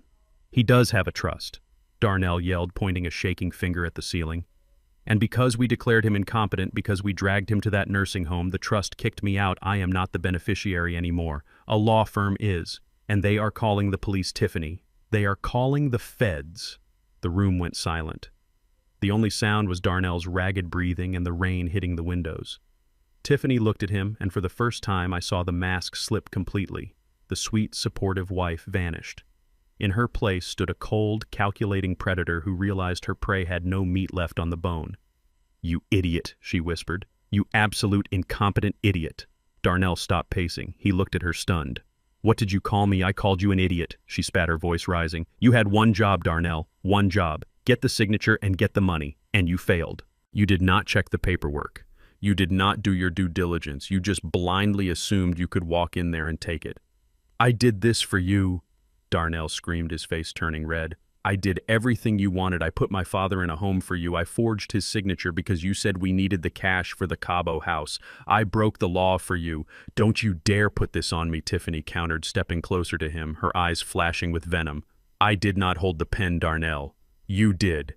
You are the one who committed a felony. I am just a supportive wife who wanted the best for her family. If you go down alone." Darnell looked like he had been slapped. He stared at the woman he had betrayed his blood for, and finally he began to see what I had seen from the very beginning. "I hit him," Darnell whispered, his voice trembling. "I hit my own father, in this kitchen. I slapped a 73-year-old man in the face because you told me he was holding us back. I treated him like a dog. I threw him in a warehouse to rot. And now you are telling me I am on my own." Tiffany laughed. It was a cruel, hollow sound. "Oh, grow up, Darnell. Nobody forced you to do anything. You did it because you are weak. You are a weak man who has lived off his daddy's money his whole life, and when the tap ran dry, you panicked. You are not a businessman. You are a loser. And I am not going to prison for a loser." She turned and started walking toward the stairs, planning to pack her bags, planning to run. But Darnell grabbed her arm. Not aggressively, but desperately. "We are in this together, Tiff. We signed the papers together. The witness logs." "I didn't sign anything," she shrieked, ripping her arm away. "I made sure of that. Your name is on the deed, Darnell. Your name is on the medical power of attorney. I am just the bystander." Darnell stood there, water dripping from his nose, looking at the empty space where his wife used to be. The realization hit him like a physical blow. He had burned down his fortress to keep her warm, and she was leaving him in the ashes. "You are a monster," Darnell whispered. "And you," Tiffany said, looking down at him from the first step of the staircase, "are broke. And I don't do broke." Up at the top of the stairs, Jasmine's hand was shaking, but she did not drop the phone. She captured every word. She captured the confession. She captured the admission of the forgery. She captured the admission of the assault.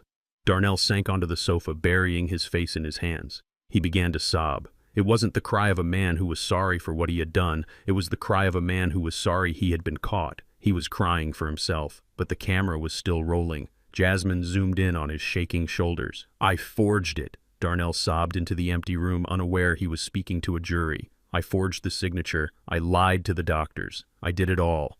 Those 4 sentences were the final nails in his coffin.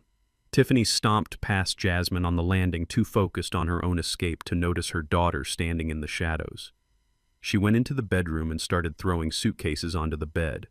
I watched the video clip on the burner phone in my room at the nursing home. Mateo, the orderly, was standing guard at the door. I watched my son collapse under the weight of his own greed. I watched the woman who poisoned his mind reveal her true nature. It was a tragedy. It was a Greek tragedy playing out in the suburbs of Chicago. But I did not look away. I watched it 3 times. Then I forwarded the video to Mr. Thompson, my lawyer. The evidence was secured. The confession was recorded. Darnell thought he was having a bad day. He thought the frozen bank account was the worst thing that could happen to him. He didn't know that outside the house, just down the street, a black sedan was parking. He didn't know that the police were not just coming for a statement, they were coming with handcuffs. I put the phone down and looked out at the parking lot of the nursing home. The rain was stopping. The storm was breaking. My son had made his choice. He chose the quick money over the long road. He chose the shiny lie over the hard truth. And now he was going to learn the lesson I tried to teach him when he was a boy. You can run from your father. You can run from your past, but you cannot run from the consequences of your own handwriting. I lay back on the pillow. I was ready to go home. But first I had to watch the final act. And I had a front row seat. The Cook County Courthouse smells like floor wax, stale coffee, and bad decisions. It is a place where lies come to die. But on that Monday morning, my son and his wife walked in thinking it was where their lies would finally become truth. I was not in the room when the bailiff called the court to order. I was waiting in the holding area just beyond the heavy oak doors, adjusting my tie in the reflection of a vending machine. My lawyer, Mr. Thompson, stood next to me. He checked his watch and gave me a sharp nod. It was time. Inside the courtroom, Darnell and Tiffany sat at the plaintiff's table. They looked like the picture of a grieving, burdened family. Tiffany was wearing a modest beige dress and pearls, trying to look like the dutiful daughter-in-law who was just trying to do the right thing. She held a tissue in her hand, dabbing at eyes that were completely dry. Darnell was in a navy suit, looking solemn, though I knew his leg was bouncing under the table, a nervous tic he had had since he was 10 years old. They were there to finalize the emergency conservatorship. They were there to tell Judge Marilyn Vance that Clarence Bishop was a danger to himself, a senile old man who needed to be locked away so they could bravely manage his assets. They had the paperwork from their corrupt doctor. They had the video of me speaking nonsense. They thought it was a formality. They thought I was still sitting in a wheelchair at Whispering Pines staring at a wall. I heard Darnell's lawyer, a cheap shark named Gorski, start his opening statement. "Your Honor," he droned, "this is a tragic case of rapid cognitive decline. Mr. Bishop has become aggressive, confused, and unable to care for himself. His son Darnell simply wants to ensure his father is safe and his estate is preserved. We have medical affidavits confirming advanced dementia." The judge shuffled some papers. "I see the report here from a Dr. Thorne. Is the doctor present? He is unavailable." "Your Honor," Gorski said quickly, "but his sworn statement is in the file." The judge nodded. "And where is Mr. Bishop today?" "He is at a care facility," Gorski said. "He is too unstable to attend. We didn't want to upset him. That was my cue." Mr. Thompson pushed the double doors open. They made a heavy groaning sound that echoed through the high-ceilinged room. "Actually, Your Honor," Mr. Thompson boomed, his voice filling the space, "Mr. Bishop is right here, and he is very upset indeed." I stepped into the courtroom. I was not wearing the stained sweatpants from the nursing home. I was wearing my charcoal three-piece suit, the one I wore to receive the Medal of Valor in 1992. My shoes were shined to a mirror finish. My back was straight. I walked with the cane, but I did not lean on it. I used it like a scepter. The sound of Darnell gasping was audible from the back of the room. He spun around in his chair, his eyes bulging out of his head. Tiffany froze her hand halfway to her mouth, the tissue forgotten.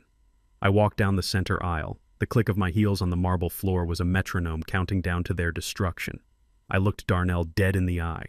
I didn't look angry. I looked ready. I stopped at the defense table and remained standing.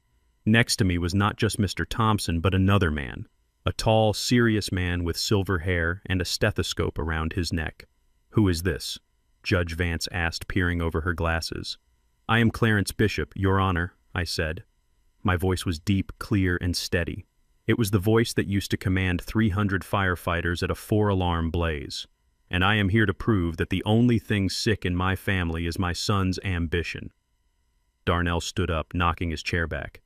This is a trick. He is off his meds. He is dangerous." "Sit down, Mr. Bishop," the judge barked, slamming her gavel.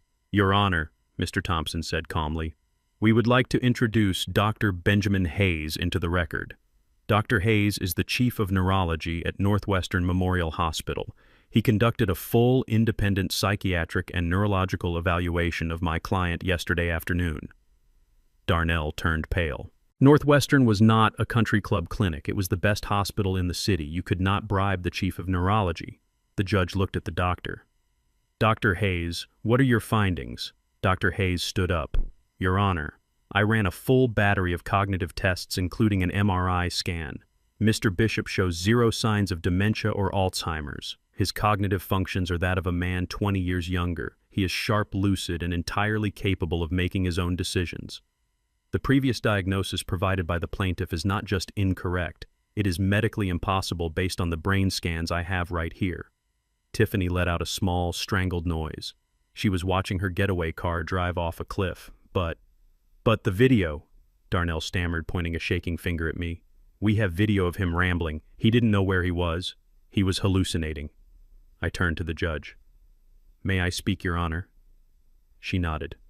"Go ahead, Mr. Bishop." I turned slowly to face Darnell. "I did not hallucinate, son. I was acting. Just like you were acting like a loving son while you were stealing the deed to my land." "Objection," Gorski shouted. "Speculation." "Overruled," the judge said, leaning forward. "Continue." I reached into my pocket and pulled out a small plastic bag. Inside were the blue pills Tiffany had forced me to take. They tried to drug me. "Your Honor," I said, holding the bag up for the bailiff to see. "They hired a doctor to prescribe high doses of heavy sedatives to induce the very symptoms they claimed I had, but I didn't swallow them. I hid them in the potted fern in my living room. If you send a forensic team to my house, you will find enough chemical residue in that soil to kill a horse."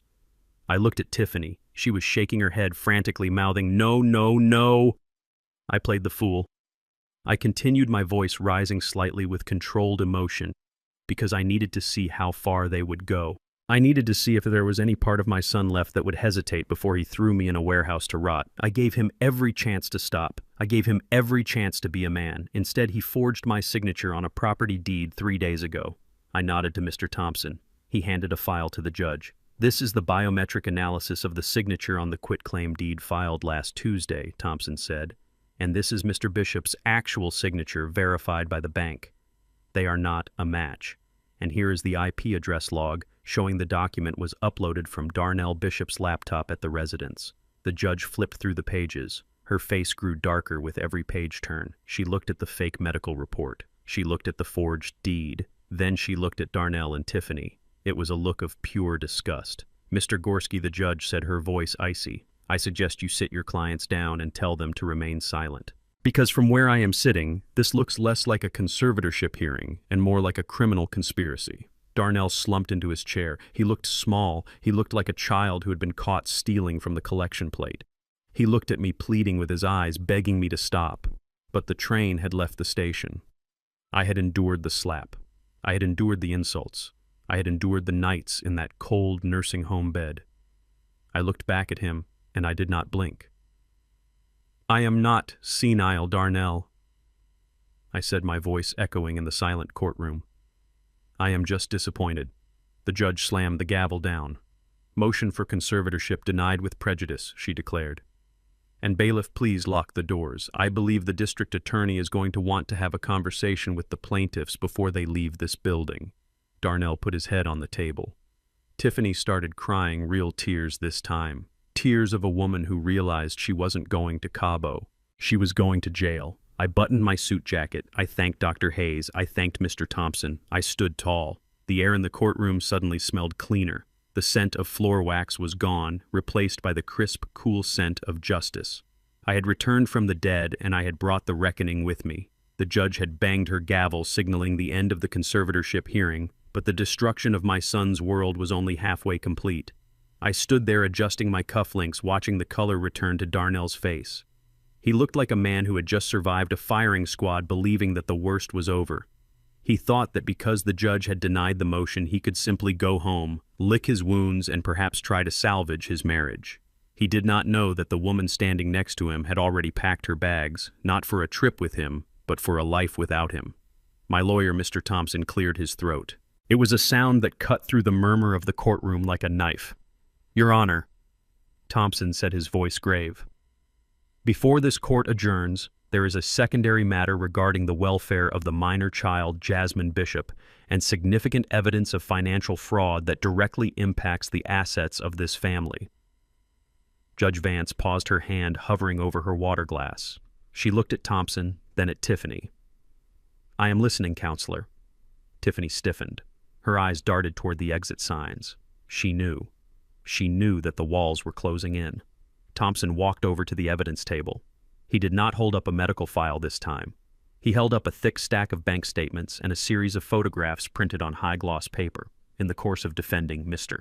Bishop against these false claims of dementia, Thompson began, we employed a forensic accountant and a private investigator to understand the urgency behind the plaintiff's request for control over my client's assets. Mr. Darnell Bishop claimed he needed the money to cover bad investments in the cryptocurrency market. However, our investigation reveals that the money did not vanish into the blockchain. Thompson walked over to Darnell and dropped a document in front of him. It was wired. Thompson continued into a shell company called Blue Water Holdings, registered in the Cayman Islands. The sole signatory on that account is not Darnell Bishop. It is Tiffany Bishop. Darnell looked down at the paper. His hands were shaking as he picked it up. He read the numbers. $300,000, the exact amount of his life savings. The money he told me he had lost. The money he told me was just bad luck.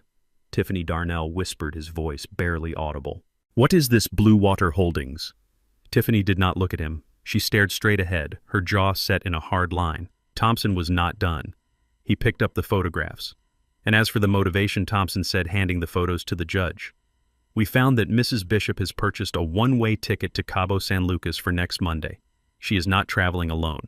She is traveling with a Mr. Bradley Miller, her personal trainer, with whom she has been co-signing checks from the Blue Water account for the past 6 months. The judge looked at the photos. I had seen them already. They were the ones of Tiffany and her lover at the bar, kissing, laughing, spending my son's money. The judge's expression turned from professional detachment to open revulsion. Darnell stood up. He snatched the photos from the judge's bench before the bailiff could stop him. He stared at them. He stared at the image of his wife, the woman he had terrorized his own father to please, draped over another man. The woman who told him he was smart, who told him he was a businessman, who told him that putting me in a home was an act of love. It was not a scream that came out of Darnell's throat. It was a sound of pure agonizing breakage. It was the sound of a man realizing that he had burned down his own house to keep a vampire warm. You, Darnell choked out, turning to face her. You told me we were partners. You told me the market crashed. Tiffany finally looked at him. And in that moment, she decided to stop pretending. She dropped the act of the victim. She dropped the act of the wife. She looked at him with the cold, dead eyes of a shark that has finished feeding. The market did crash, Darnell. She said, her voice dripping with contempt. You are the market. You have been crashing for years. You are weak. You are lazy. And you are broke. Did you really think I was going to stick around and nurse your ego while you played with your daddy's money? Darnell stepped back as if she had physically struck him. But we did this together. I hit my father for you. I forged his name for you. And that makes you a criminal, not a husband, Tiffany sneered. I didn't make you do anything. I just watched you be the pathetic little boy you have always been. Brad is a man. Brad knows how to take what he wants. You just know how to beg. The silence in the courtroom was absolute. Even the stenographer had stopped typing, her mouth agape. Darnell looked at me. He looked across the aisle at the father he had betrayed. He saw me standing there, strong, vindicated, and untouched by the filth he had rolled in. Tears streamed down his face, mixing with the sweat of his panic. "Dad," he whispered. "Dad, I didn't know." I looked at him. I felt a pang of sorrow, deep and ancient, but I did not step forward to comfort him. He needed to feel this burn. He needed to know what the fire felt like when you played with it. "You didn't know because you didn't look, son," I said softly. "You were too busy looking at what you could take from me to see who was taking from you." Judge Vance slammed her gavel down so hard the wood handle cracked. "Enough," she shouted. "Mrs. Bishop, you are to surrender your passport immediately. The district attorney is already in the building regarding the forgery charges against your husband, and I am recommending they add grand larceny and fraud to your file as well. You are a flight risk and you are a disgrace." Tiffany's face went pale. The arrogance vanished as two bailiffs moved up behind her. And as for the child, the judge continued looking at the empty seat where a parent should have been concerned about their daughter. "It is the opinion of this court that neither of you is fit to care for a houseplant, let alone a teenage girl." Mr. Thompson stepped forward. "Your Honor, Mr. Clarence Bishop has filed an emergency petition for full legal and physical custody of his granddaughter, Jasmine Bishop. He has the means, the stability, and frankly, he is the only adult in this family who has shown any moral compass." Darnell looked up. He looked at me. For a second, I thought he would fight it. I thought his ego would rear its ugly head one last time. But he just slumped his shoulders. He looked at Tiffany, who was now arguing with the bailiffs, and then he looked at his empty hands. "Let him have her," Darnell whispered, his voice broken. "She is better off with him. She hates me anyway." Judge Vance nodded. "Petition granted. Jasmine Bishop is placed in the custody of her grandfather, effective immediately. Mrs. Bishop, you are remanded into custody pending a bail hearing." "Mr. Bishop," she looked at Darnell with a mixture of pity and severity, "I suggest you find a very good criminal defense attorney, because your wife is going to blame everything on you, and from what I have seen today, you gave her all the ammunition she needs." The bailiffs took Tiffany by the arms. She started screaming then. She screamed that it was a mistake, that she was the victim, that I was the devil. I watched her get dragged out of the double doors, her heels scraping against the marble, her pearls bouncing against her neck. Darnell did not move. He sat alone at the table, surrounded by the wreckage of his life. He had no wife. He had no money. He had no daughter. And he had no father. I walked over to him. I stood there for a moment, looking down at the top of his head. I wanted to touch his shoulder. I wanted to tell him it would be okay. But that would be a lie. It wasn't going to be okay for a long time. I laid the Bible I had carried with me on the table in front of him. "Read the story of the prodigal son, Darnell," I said quietly. "But remember, the son had to walk all the way home from the pigsty on his own 2 feet. I cannot carry you this time." I turned and walked away. I walked out of the courtroom and into the hallway. Jasmine was sitting on a bench waiting. She was wearing her school backpack, her knees pulled up to her chest. When she saw me, she jumped up. She didn't ask what happened. She just looked at my face. "Is it over?" she asked. I took her hand. It was trembling just like mine had been the night I hid the pills. "The fire is out, baby girl," I said. "Let's go home." We walked out of the courthouse together, leaving Darnell behind to face the cold, hard reality of the ashes he had created. I had won the war, but as any soldier will tell you, victory never feels like happiness. It just feels like survival. And today we had survived. The silence that descended on the courtroom after the doors closed behind Tiffany was heavy enough to crush a man, and that is exactly what it did to my son. Darnell stood alone at the defense table. The space beside him where his wife had stood was empty, a physical void that mirrored the emptiness of his excuses. He looked around the room, his eyes darting from the judge to the bailiff and finally resting on me.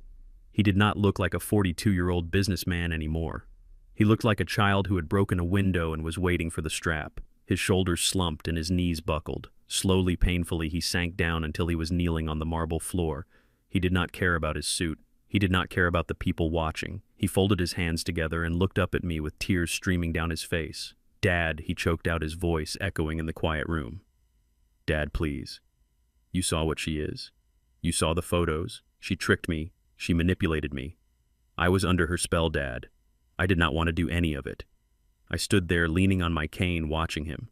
A part of me, the part that remembered teaching him to ride a bike, wanted to reach out, but I remembered the other Darnell, the one who looked at me with contempt in my own kitchen, the one who forged my name without a second thought. "You are a grown man, Darnell," I said, my voice low and rough. "You are not a victim. You are a volunteer.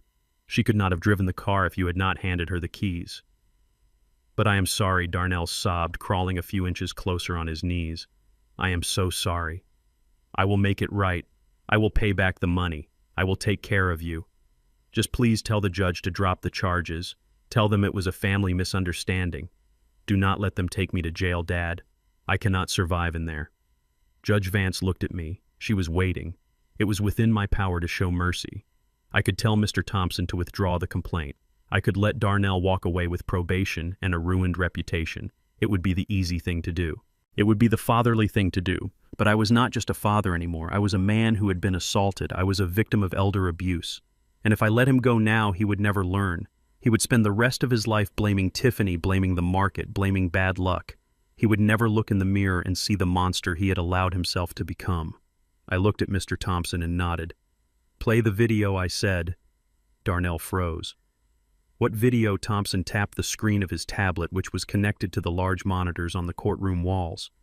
"This video was recorded 4 days ago," Thompson announced, "by Jasmine Bishop. It documents the inciting incident that led to the emergency conservatorship filing." The screen flickered to life. The audio was crisp and clear. It showed my kitchen. It showed Darnell pacing. It showed Tiffany sitting at the table. And it showed me standing by the counter. The Darnell on the screen was not the weeping man kneeling on the floor. He was arrogant. He was aggressive. "Sign the papers, Dad," the Darnell on the screen shouted. "No," I said on the screen. And then it happened. The slap. The sound of his hand striking my face was like a gunshot in the silent courtroom.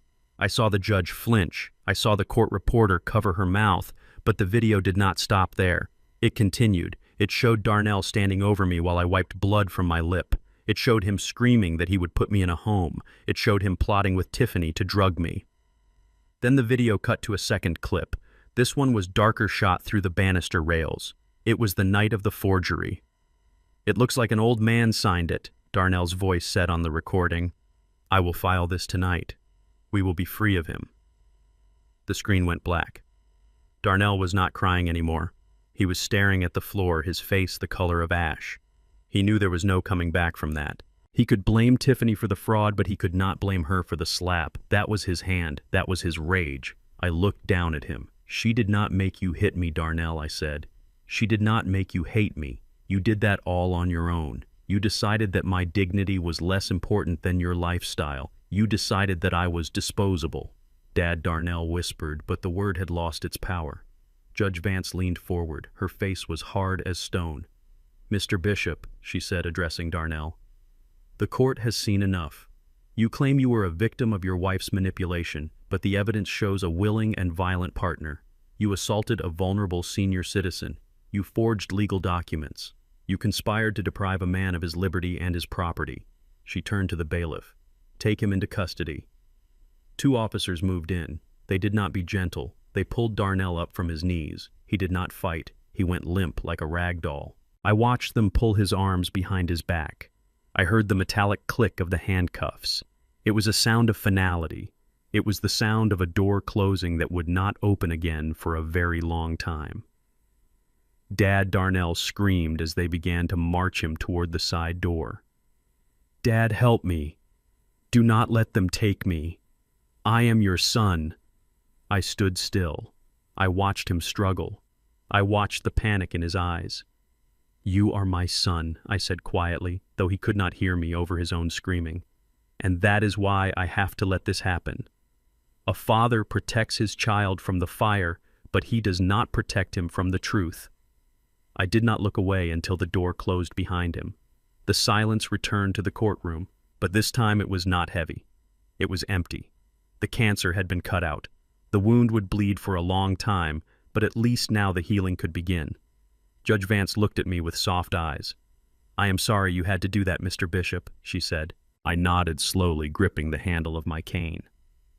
"Actions have consequences." "Your Honor," I said. "He wanted to be a man of means. Now he is just a man of consequences. The lesson was expensive, but he bought it with his own choices." I turned around. Mr. Thompson gathered his files. We walked down the aisle toward the exit. I did not look back at the empty defense table. I did not look back at the place where my family had died. I looked forward toward the doors where the sun was shining and where my granddaughter was waiting. The destruction was total. My house was empty. My bank account was bruised. My heart was broken. But my integrity was intact. And as I pushed open the heavy doors and stepped out into the city air, I took the first deep breath I had taken in months. It tasted like freedom. The silence of the house was different now. Before, it was a silence filled with tension, a silence that hid secrets and unspoken threats. Now it was just empty. I walked through the front door with Jasmine by my side. The police tape had been removed, but I could still see the faint outline of where the chaos had unfolded. I stood in the foyer, leaning on my cane, looking at the staircase where my son had confessed his crimes to a cell phone camera. I looked at the kitchen where he had raised his hand against me. Jasmine squeezed my hand. Her grip was strong, reassuring. She was not a child anymore. The last week had forged her into a woman just like the fire forges steel. "Are you okay, Grandpa?" she asked softly. I took a deep breath, inhaling the scent of the old wood and the lemon polish Viola used to love. "I am okay," I said, "but this is not my home anymore." It is a strange thing to realize that 4 walls and a roof do not make a sanctuary. Memories do. And my memories here had been poisoned. Every corner held a shadow of betrayal. The dining room table where we used to have Christmas dinner was now the place where Darnell flipped the plates in rage. The living room was where Tiffany had plotted my demise. I could not sit in my armchair without remembering the fake doctor and the blue pills. We spent the next week packing. We did not pack everything. I left the furniture. I left the expensive rugs Tiffany had bought. I left the curtains. I only took what mattered. I took Viola's china. I took my record collection. I took the photo albums, carefully removing the pictures of Darnell and placing them in a separate box, not to be thrown away, but to be stored in the attic of my mind, a tragic history I had to accept. I put the house on the market on a Tuesday. By Friday, it was sold. A young couple with a baby on the way bought it. I watched them walk through the garden talking about where they would put the swing set. They saw a future here. I only saw the past. I signed the papers without a trembling hand. I handed over the keys, the same keys Darnell had demanded, and I felt a weight lift off my shoulders that I had been carrying for 40 years. We did not move into a condo in the city. I was done with noise. I was done with the hustle. I used the money from the house sale and the proceeds from the Wisconsin land, the very land Darnell had tried to steal, to buy a place I had dreamed of since I was a rookie firefighter. It was a small villa on the edge of Lake Geneva. It was not a mansion. It did not have marble floors or crystal chandeliers. It had wide windows that looked out over the water. It had a porch that wrapped around the entire house. It had a dock where I could sit in the morning with my coffee and watch the mist rise off the lake. But the restoration was not just about bricks and mortar. It was about the soul. A week after we moved in, I drove back to the city to meet with Mr. Thompson. I sat in his office, the same office where we had strategized our defense. "Mr. Thompson," I said, placing a cashier's check on his mahogany desk, "this is the money from the Wisconsin land sale. Darnell wanted this money to buy a vacation home in Cabo. He wanted it to fund a life of vanity." Thompson looked at the check. It was a substantial sum. "What do you want to do with it, Clay? Invest it?" "No," I said, looking out the window at the skyline I had spent my life protecting. "I want to build something that lasts longer than a house." I established the Viola Bishop Scholarship Fund. It was designed for children from the South Side kids who grew up in the same neighborhood I did, kids who had the grades but not the money, kids who wanted to be engineers, doctors, or architects. I made the criteria specific. It was not just about academic excellence. It was about character. The applicants had to write an essay about a time they stood up for something right even when it cost them. When I signed the founding documents, I felt Viola's hand on my shoulder. She always wanted to be a teacher, but she had to work in a factory to help me pay the mortgage. Now her name would carry hundreds of children into a future she never got to have. It was the ultimate justice. The money that greed tried to steal was now fueling hope. Jasmine thrived in the lake house. The quiet did not scare her. It healed her.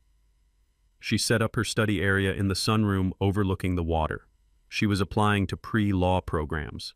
She told me she wanted to be a prosecutor. She wanted to protect people who could not protect themselves. One evening I sat on the porch listening to the crickets and the gentle lapping of the water against the dock. The sun was setting, painting the sky in shades of purple and gold. Jasmine came out with 2 mugs of tea. She sat next to me on the swing. We sat in silence for a long time, watching the day turn into night. "You know, Grandpa," she said, looking at the horizon, "I used to be angry. I used to hate them for what they did." I took a sip of tea. The warmth spread through my chest. "And now?" I asked. "Now," she said, resting her head on my shoulder, "I just feel sorry for them.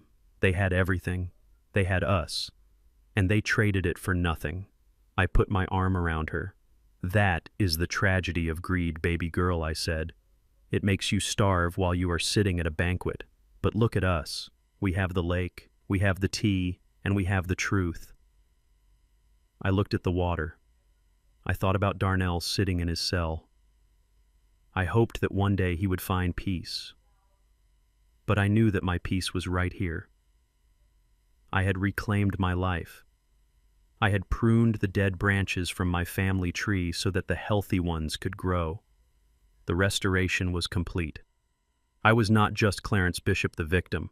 I was Clarence Bishop the patriarch.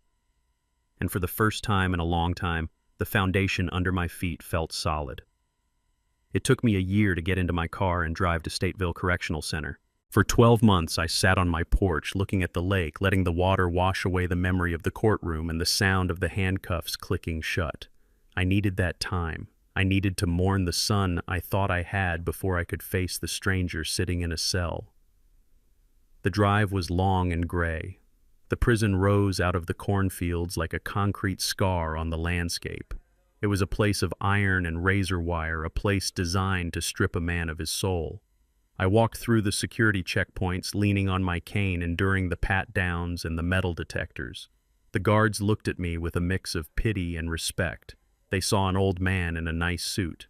They did not know the war I had fought to get here. I sat in the visitation room. It smelled of industrial cleaner and stale fear. The air was thick with the murmurs of broken families trying to bridge the gap across stainless steel tables. I folded my hands and waited. When the door on the far side opened, my heart gave a painful thud. I had prepared myself, but nothing prepares a father for seeing his child in state-issued yellow. Darnell shuffled in. He was unrecognizable. The man who had worn Italian silk suits and bragged about cryptocurrency was gone. In his place was a shadow. He had lost 30 pounds. His skin was sallow, his hair thinning and unkempt, but it was his eyes that hurt the most. They were not humble. They were hollow, burning with a low, resentful fire. He sat down heavily on the metal stool.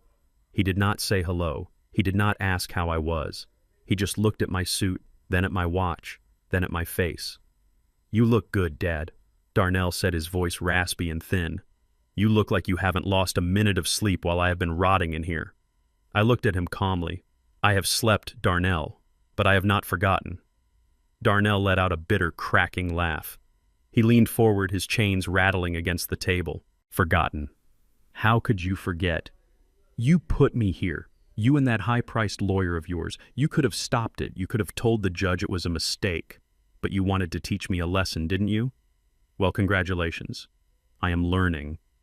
I am learning that family does not mean a thing when money is involved." I stayed silent. I let him pour out the poison. "And Tiffany," he continued, his voice rising in pitch, "do you know she got a plea deal? She turned state's evidence against me. She claimed I forced her to do it. She is out in 3 years. I got 10, Dad. 10 years because I am the one who signed the paper, because I am the one you testified against." He slammed his hand on the table. A guard took a step forward, but I held up a hand to stop him. "Is that what you tell yourself at night, Darnell?" I asked softly. "That you are the victim?" "I am the victim," he hissed. "I lost my wife. I lost my daughter. I lost my freedom. And you are out there living in a lake house spending the money I tried to secure for us. Do you even care? Do you even have a picture of me in that house? I looked at him, and for the first time in my life, I saw him clearly. I did not see my son. I saw a man who was addicted to his own innocence. He was 43 years old, and he was still waiting for me to fix it. He was still waiting for me to pull out my checkbook and make the bad things go away. And that was my fault. I realized then that the crime wasn't just his. It was mine too. I had spent his whole life shielding him from the rain so he never learned how to build a shelter. I had bailed him out of debt. I had bought him cars. I had silenced his critics. I had loved him so much that I had crippled him. I leaned forward. The plexiglass barrier was cold against my fingertips. Darnell, I said, my voice steady and low. I spent 40 years trying to give you the life I never had. I worked double shifts in the smoke and the fire so you could have soft hands. I sent you to schools where they taught you calculus and history. I taught you how to tie a tie. I taught you how to speak to bankers. I taught you how to walk into a room like you owned it. Darnell stared at me, his mouth slightly open, caught off guard by the shift in my tone. But I failed you, I continued. Because in all those lessons, I forgot the most important one. I forgot to teach you how to be a man. Darnell scoffed, rolling his eyes. Oh, here comes the sermon. It is not a sermon, son. It is a fact. A man takes responsibility for his actions. A man protects his family. He does not sell them. A man accepts the consequences of his mistakes. I did not teach you that. I robbed you of that struggle. And because I didn't let you struggle, you never grew strong. I paused, looking around the bleak room. So now I said, society has to do my job for me. The world is teaching you what I could not. It is teaching you that actions have weight.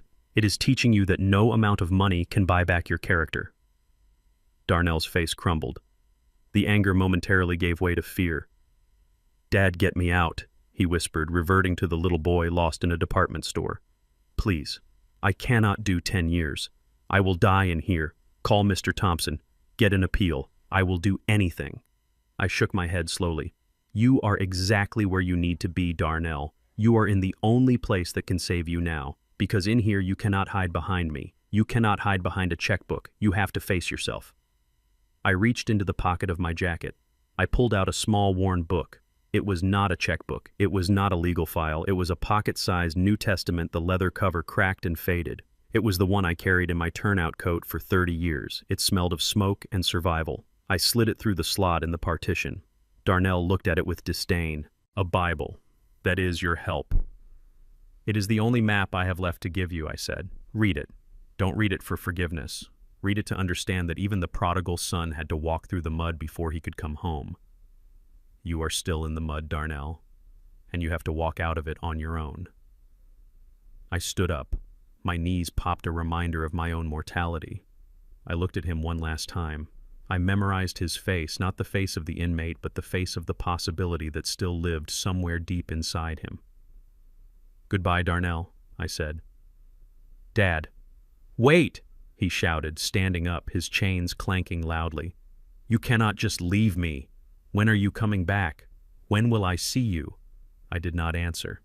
I turned my back on him. Dad. Look at me. Dad. His voice cracked, turning into a sob that echoed off the concrete walls. It was a terrible sound, a sound that would haunt my dreams for years. But I did not turn around. I gripped my cane. I focused on the exit sign, a glowing red beacon at the end of the hall. To turn back now would be to undo everything. To turn back would be to say that his tears were more important than his soul. I walked toward the door, step by step. The heavy steel door buzzed and clicked unlock. I pushed it open. I walked out of the visitation room, leaving my son behind in the box he had built for himself. I walked through the corridors past the guards and out into the blinding white sunlight of the prison yard. I took a deep breath. The air tasted of dust and gasoline, but it also tasted of the future. I had done my duty. I had closed the book. Now it was up to Darnell to decide if he would write a new chapter or if he would just be a footnote in the story of our family. I walked to my car, got in, and started the engine. I did not look in the rearview mirror. I put the car in drive and headed toward the lake where the water was calm and the slate was clean. The sun was beginning to dip below the tree line, painting the surface of Lake Geneva in shades of burnt orange and deep violet. I sat on the end of the wooden dock, my legs dangling over the edge, my old fishing rod resting comfortably in my hands. Beside me, Jasmine was baiting her hook. She did not wince at the worm anymore. She handled it with the same precision she used to handle her textbooks. It had been 6 months since I walked out of that prison. 6 months of silence. 6 months of healing. The lake was quiet. There were no shouting voices here. There were no slamming doors. There were no lawyers in expensive suits trying to dissect my life. There was only the sound of the water lapping against the pilings and the rhythmic chirping of the crickets tuning up for their evening concert. Jasmine's phone buzzed on the dock between us. Usually I would tell her to ignore it. I would tell her that fishing requires focus, that the fish can hear a ringtone from a mile away. But today was different. Today was the day the notifications went out. She froze. Her hand hovered over the screen. She looked at me, her eyes wide with a mixture of hope and terror. "Go ahead, baby girl," I said, nodding toward the glowing screen. "Open it."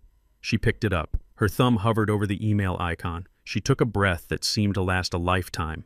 Then she tapped the screen. I watched her face. I watched her eyes scan the text. For a second, she did not move. She did not breathe. Then she dropped the phone. It clattered onto the wooden planks. She turned to me, and tears were already spilling over her cheeks. But these were not the tears of fear I had seen in the courtroom. These were tears of pure, unadulterated joy. "Grandpa," she whispered, her voice trembling, "I got in. It is Harvard Law, full scholarship." I reeled in my lines slowly. I set the rod down. I looked at my granddaughter, the girl who had hidden in the shadows of a broken home, the girl who had been brave enough to spy on her own parents to save her grandfather. "Harvard," I said, letting the word roll around in my mouth. I looked out at the water. I thought about Viola. I thought about how she used to scrub floors in houses she wasn't allowed to live in.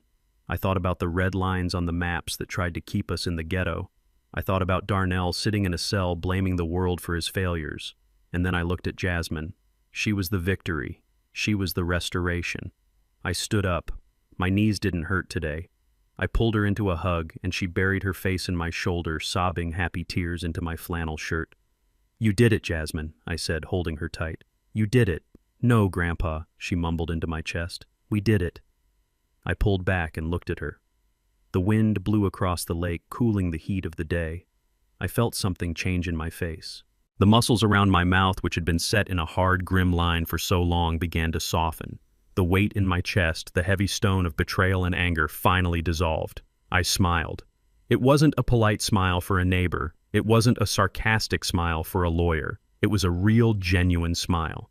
It started in my heart and worked its way up to my eyes. It felt strange and wonderful all at the same time. We sat back down as the stars began to appear one by one. We didn't talk much after that. We just watched the bobbers dance on the dark water. I realized then that peace is not just the absence of war. Peace is the presence of the right people. I had lost a son, but I had saved a family. I had lost a house, but I had found a home. The line on my reel went taut. A fish was biting. I grabbed the rod. Jasmine grabbed the net. We were a team. "Pull it in." "Grandpa," she laughed.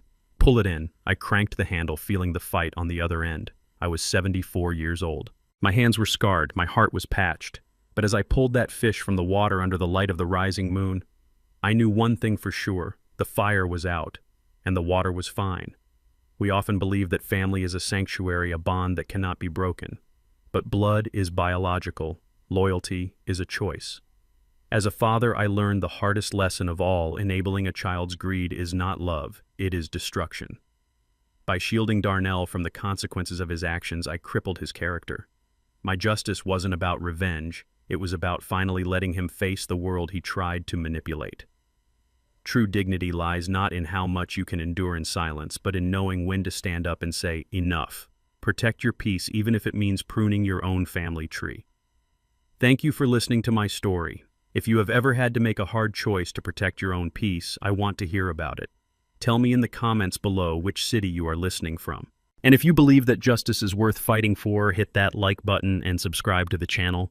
There are many more stories to tell, and I will be right here waiting to share them with you. See you in the next one.